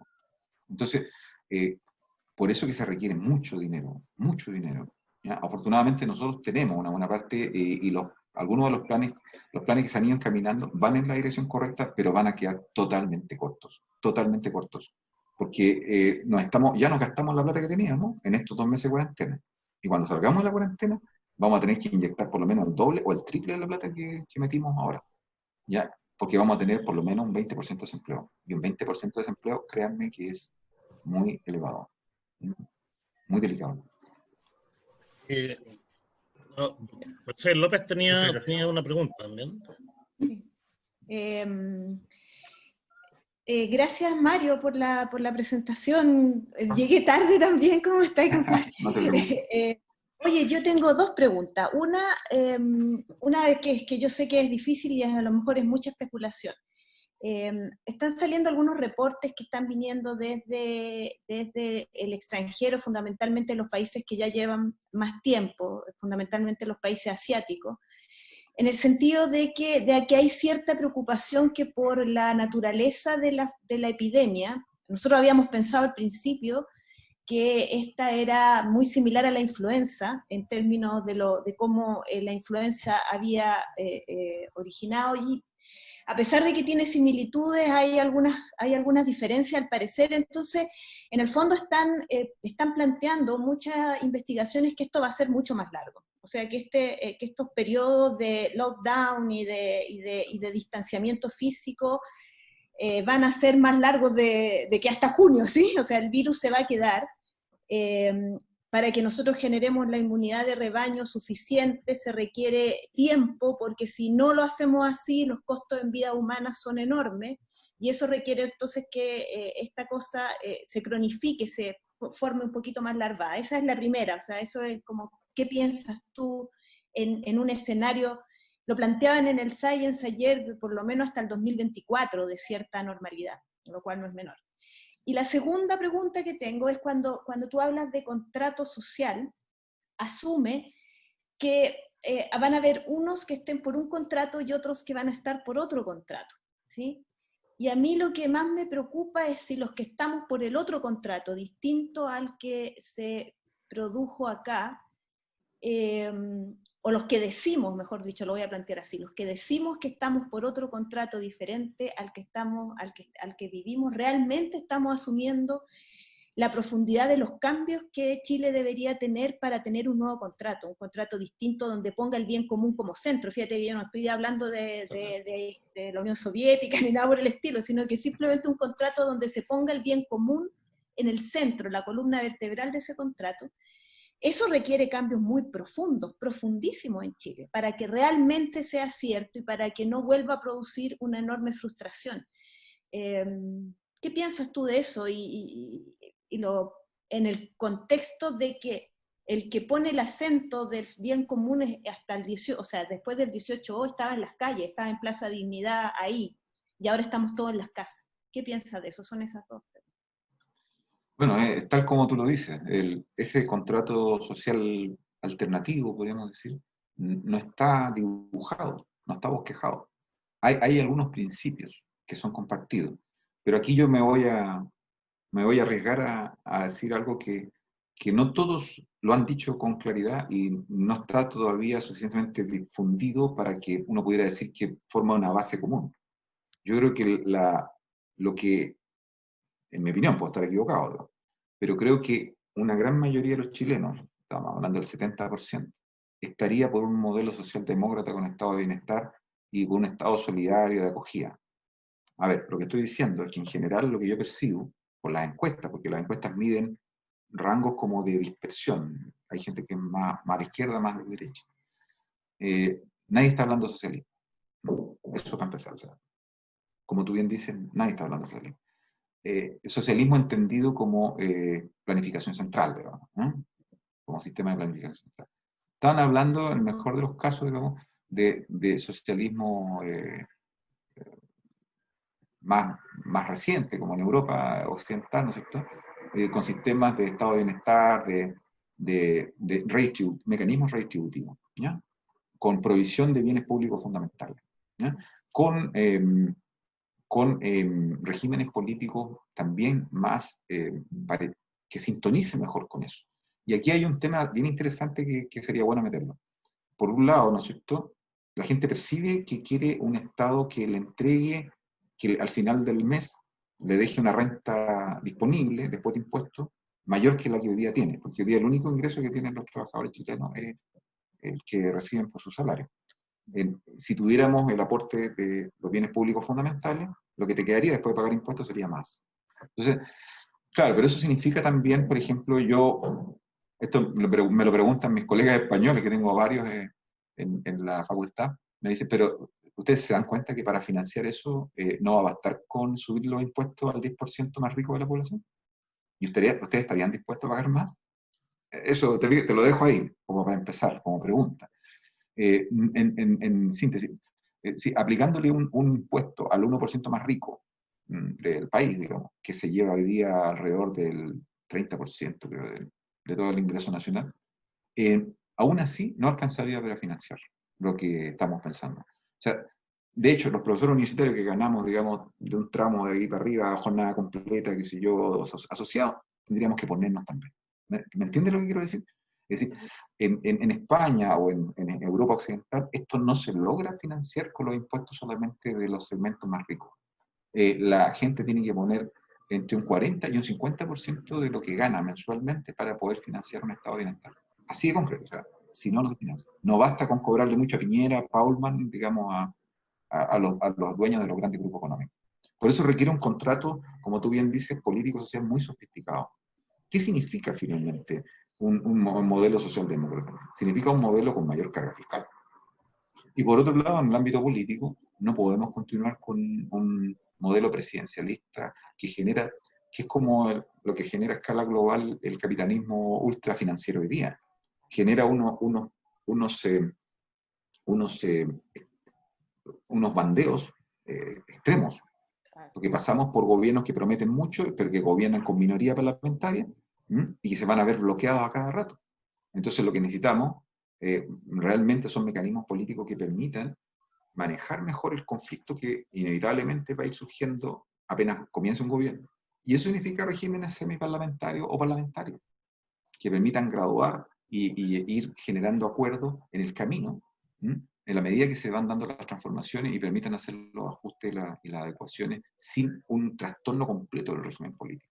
El régimen presidencial lo que produce es que se acumulan más contradicciones, más tensiones. ¿Sí? Entonces pasamos de los bandazos de un gobierno muy de marcado para allá a otro gobierno muy marcado para allá. Eso no es bueno. Entonces, en el ámbito social se requiere mayor responsabilidad tributaria. No la tenemos. Por eso hay que dar una discusión ahí entre todos los que queremos estos contratos. Bueno, pero ¿con cuánto nos vamos a poner? Digamos? Eso, por lo pronto. Luego, ¿qué va a significar en términos de contratos políticos? No solo necesitamos una nueva constitución, sino una constitución en general. El 80% de una constitución es la misma siempre, no cambia.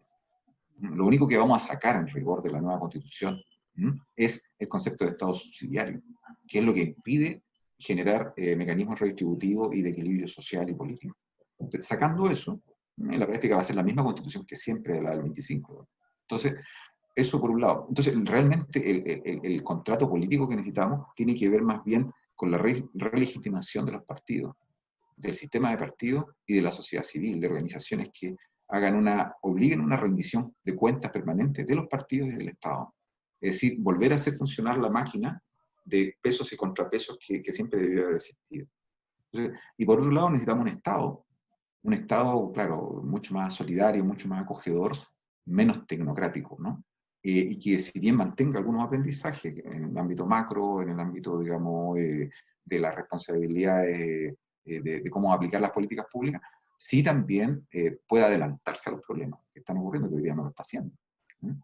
En el ámbito de la ciencia y la tecnología, ¿cuántos años llevamos hablando de sistema de innovación nacional y todavía seguimos con una miseria, digamos, que es una vergüenza lo que destinamos de PIB para innovar en investigación y desarrollo, digamos? Entonces, en el ámbito social, en el ámbito político, en el ámbito laboral, necesitamos transformaciones muy, muy grandes. Y yo, como tú insinúas, Mercedes, yo estoy totalmente de acuerdo contigo, esas discusiones no, tenemos que darlas. Porque si yo pongo aquí en un extremo, digamos, voy a hacer una caricatura, pero por favor nadie se enoje, porque no es lo que quiero, digamos. Pero pongo aquí, por ejemplo, vean lo que ocurrió ahora último, en el Congreso. Entre, ¿no es cierto?, por un lado Florcita Motuda acá en un extremo y al otro lado tenemos a Gabriel Silver. ¿Se puede sacar algo de ahí? ¿Entiendes lo que quiero decir?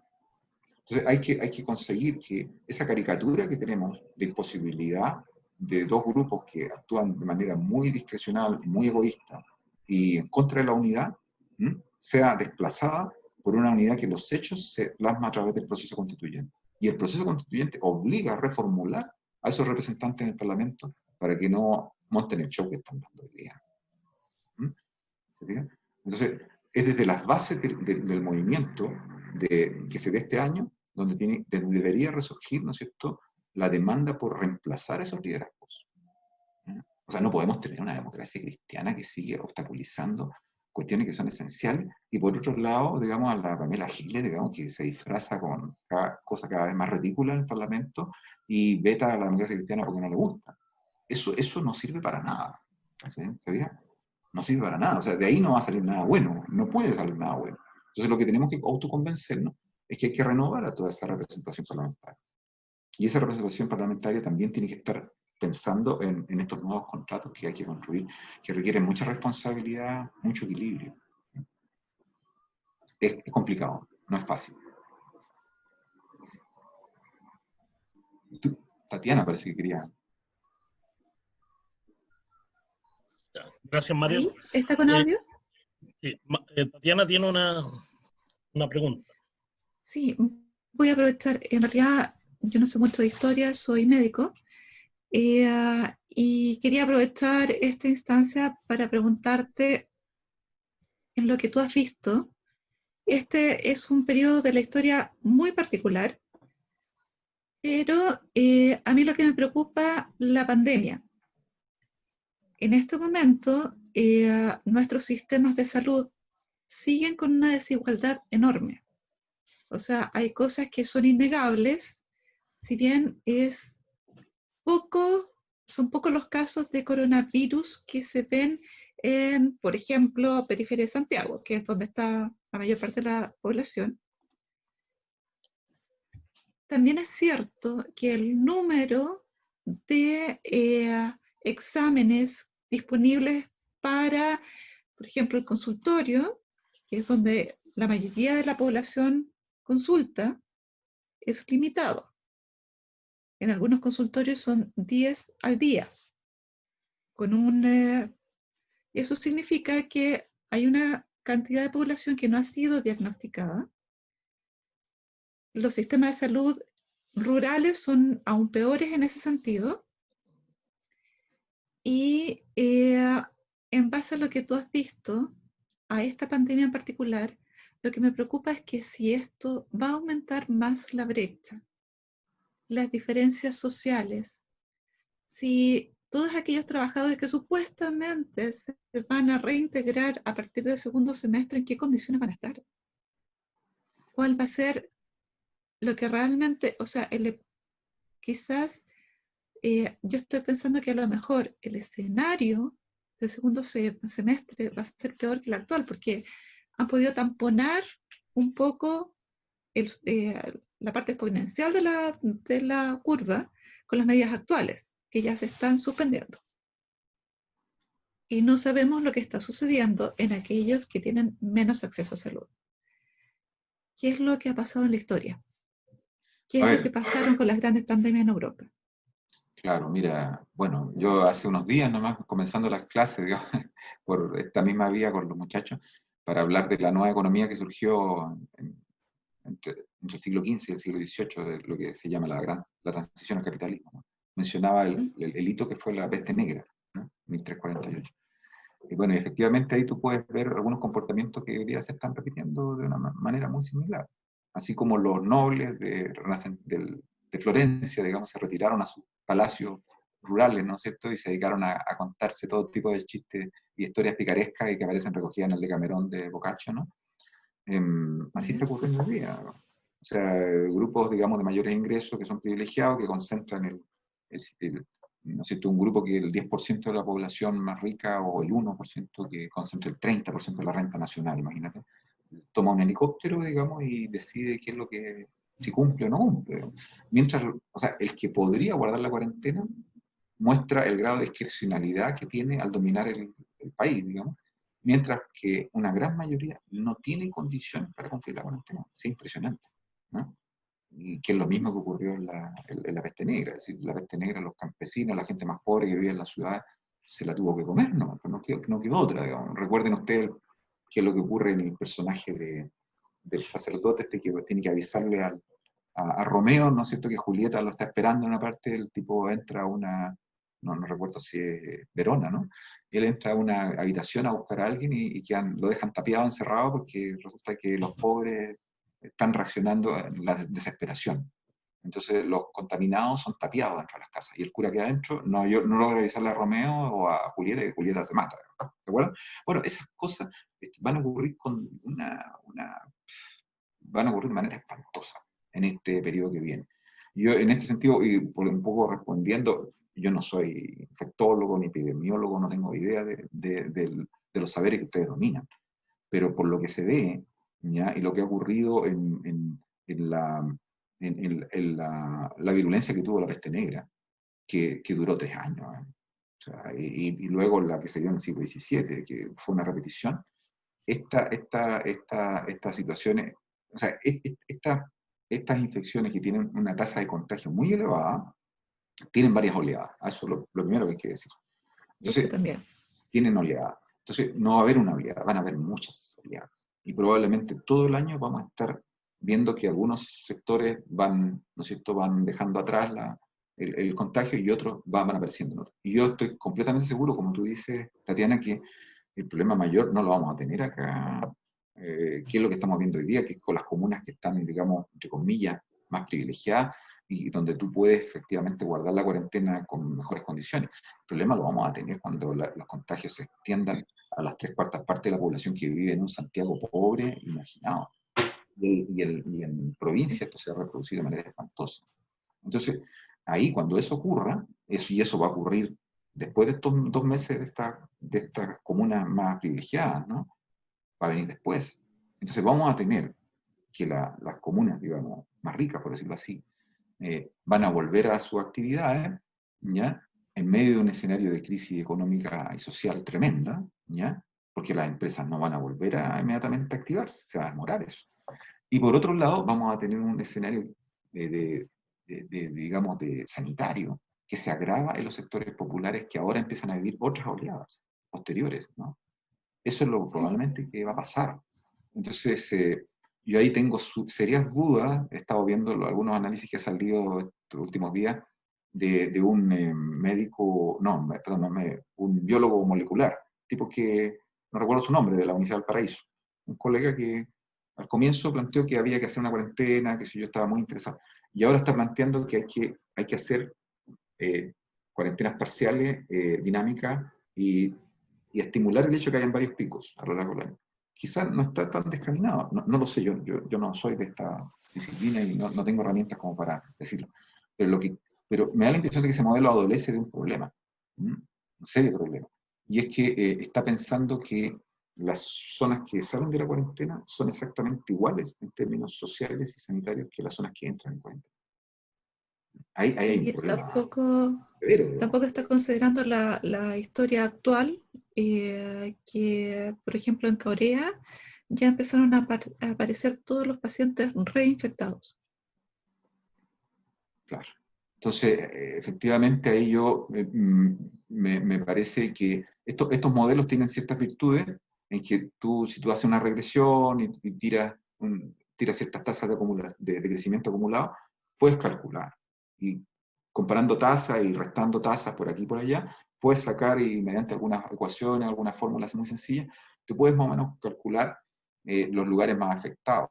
Lo que están haciendo ahora con la tasa de nuevos contagios por población y por capacidad sanitaria de cada comuna. O sea, eso sirve, está bien. Pero el problema es que eso puede descontrolarse absolutamente cuando entren a la zona de peligro las comunas más populosas, con menos capacidad, y ahí ya no valga ni siquiera la pena tener un recuento diario, porque va a ser incapaz digamos, de actualizarse los números. ¿Mm? Sí. Estoy pensando, por ejemplo, lo mismo que ustedes han dicho varias veces, algunos de ustedes, ¿no? ¿Estamos realmente midiendo con exactitud un cambio en la velocidad de la tasa cuando no sabemos si esas velocidades pueden ser distintas por comuna, al no tener los datos desagregados? Gran pregunta. Porque si esa velocidad se está reduciendo, qué sé yo, en Las Condes, claro, podría ser un buen, insinúa una realidad más optimista. Pero ¿qué pasa si la tasa a la que se expanden los contagios en San Bernardo, digamos, la zona que no quedó protegida, ¿vale?, adquiere una velocidad mucho mayor? ¿Qué vamos a hacer? Entonces, yo efectivamente veo ahí una cantidad de problemas bien importantes, ¿no? Sobre todo pensando en esto que el virus sigue en un estado latente. Quizás no contagie, eso ustedes lo tendrán que determinar, pero no puede garantizar que la persona no pueda volver a contagiarse. Entonces ahí tenemos problemas severos, digamos. Y lo otro que, como les decía, digamos, esto se va a dar, esta acentuación de los problemas sanitarios se va a dar en paralelo a una acentuación de los problemas sociales a raíz de la crisis económica y social. Se van a dar las dos cosas en el mismo plano, en paralelo, van a caminar juntas. Entonces ya pueden imaginar ustedes la retroalimentación negativa que va a haber entre dos fenómenos que ya son negativos. Entonces, hacer predicciones optimistas en este momento me parece muy aventurado. Muy aventurado. Yo en eso creo que, si bien es cierto, hay que ir midiendo, bueno, hay que ver cómo se van a resolver esos vacíos que hoy día ustedes mismos han ido denunciando, ¿no? Problemas de datos que nos hablen de realidades más complejas, ¿no? Esos datos agregados tan genéricos, la verdad que no sirven para nada, ¿no? Te pueden generar una imagen falsa, igual que la mascarilla, digamos, de seguridad. Más de eso no podría decir, Tatiana, porque ustedes ya saben mucho más que yo. Y se vienen grandes desafíos. Adrián, ¿tienes una pregunta? Sí, oye, no, respecto a lo que decía Tatiana, es súper importante, y esto nos conecta un poco con el rol de los científicos en este cuento, porque hay un tema que se ha discutido muchísimo, el tema de los datos. El profesor que tú haces referencia es Pérez Acles, me parece, que es Biólogo molecular, ¿no? Creo que él ha hecho la modelación matemática, ha estado trabajando con el Ministerio de Ciencia. Claro, y el problema, yo creo que lo que plantea Tatiana, por ejemplo, es una muestra del problema que tenemos, es decir, si estamos midiendo como corresponde, es decir, cuántos exámenes hay disponibles dependiendo de la densidad poblacional.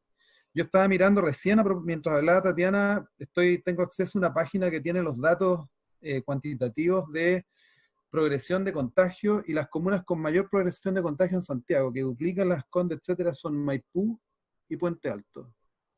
En una semana se han duplicado los casos en Maipú y Puente Alto. Estamos y pensando en consultorios que no tienen la capacidad de tomar las muestras apropiadas, ¿te fijas? Entonces, muy probablemente lo que se nos viene desde el punto de vista sanitario es hiper requete contra complejo.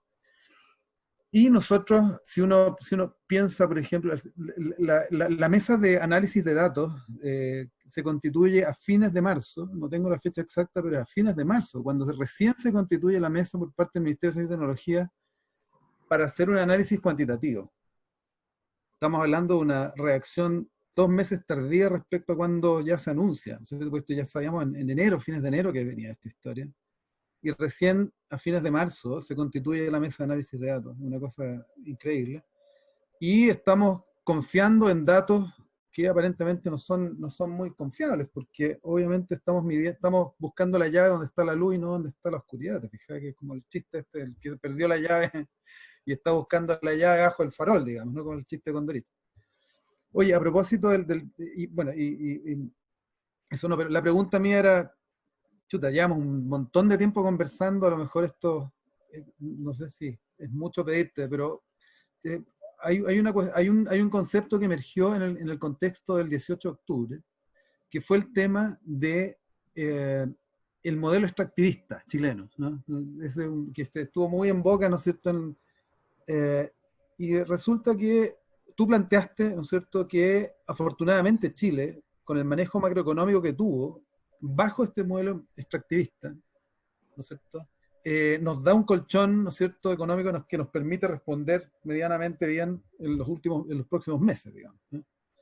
El problema es que, por otro lado, en la base del modelo extractivista, si uno le cree a lo que dice César Hidalgo, ¿no es cierto?, en su tesis respecto a la relación entre la complejidad económica y la desigualdad, este mismo modelo extractivista, que es hiper simple desde el punto de vista de la complejidad económica, es la base de la inequidad. Entonces, hay un balance requete contra complicado, ¿no es cierto?, en cómo, claro, plata hoy día, digamos, pero inequitativa. ¿Cómo ves tú ese tema? ¿Cómo podría emerger? ¿Desde dónde tendría que emerger? Así, te estoy pidiendo una mega tesis, digamos, pero de lo que has conversado en esto.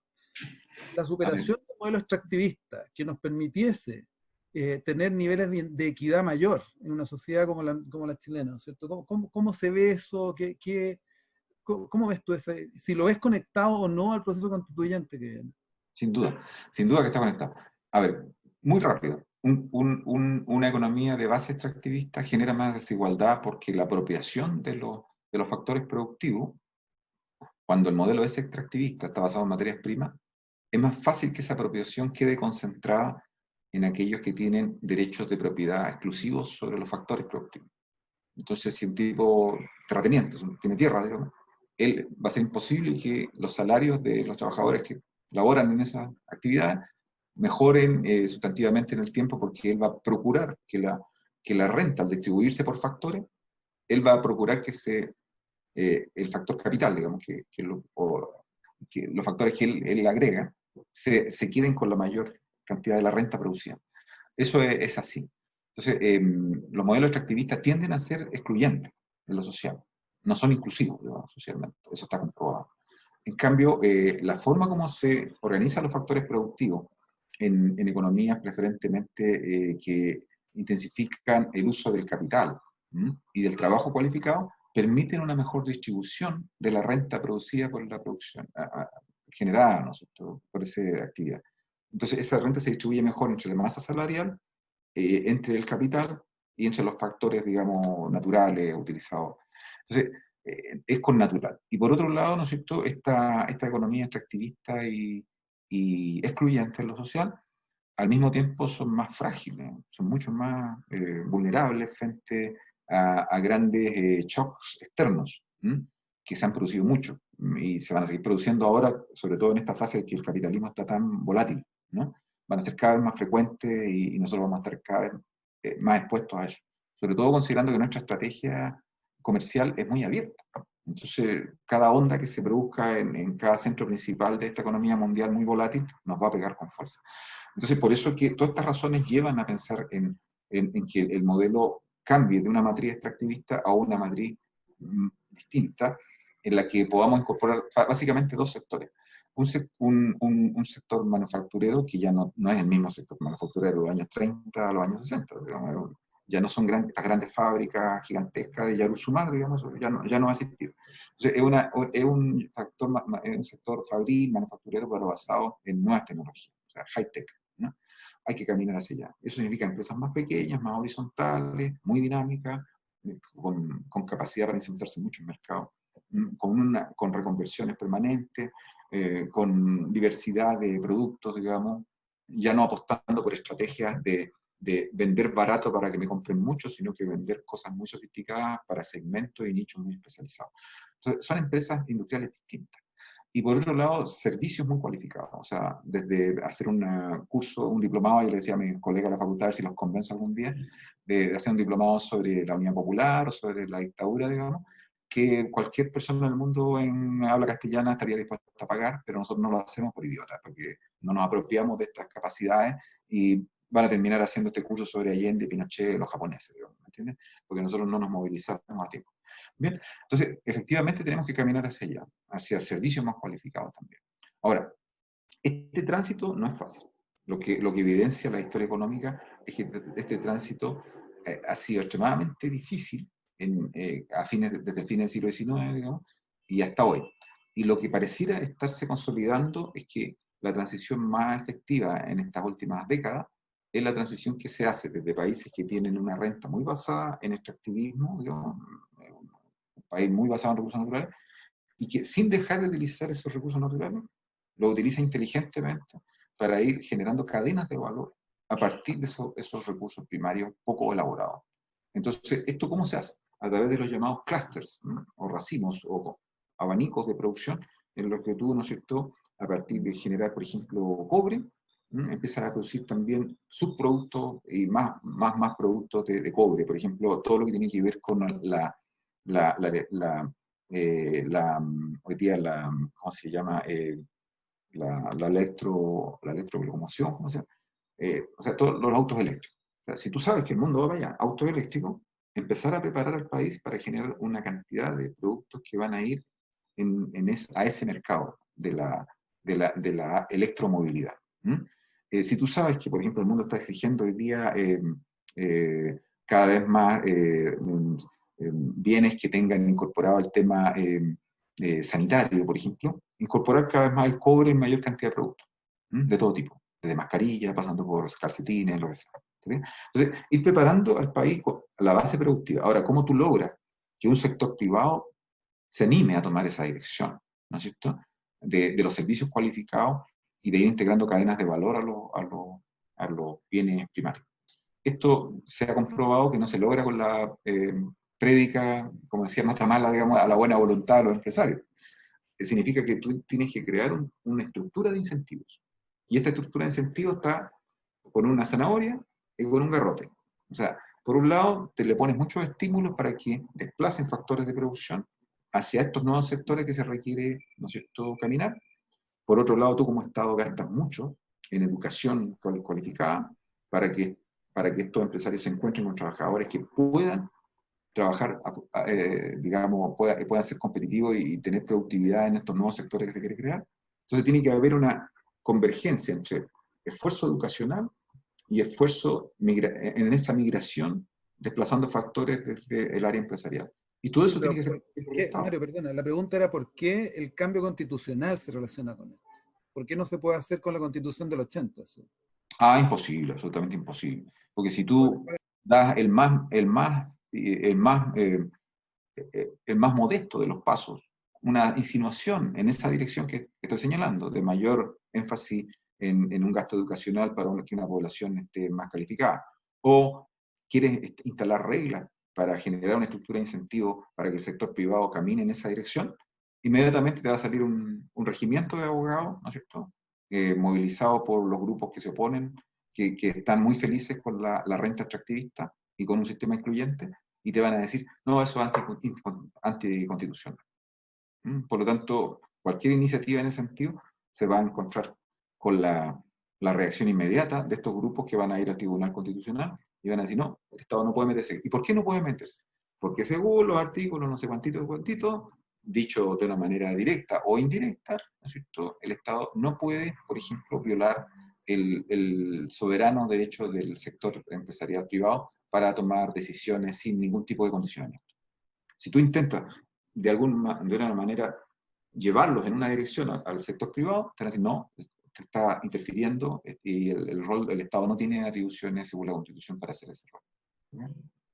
Entonces, la única forma de terminar con eso sería que en la Constitución no siga estando presente el elemento de automarginalidad a la que quedó condicionada al Estado, en un rincón ahí, que no puede intervenir ni en materia social, ni en inversión de educación, digamos, ni en inversión en generar una estructura de incentivos para que el empresariado migre hacia esa dirección que se necesita.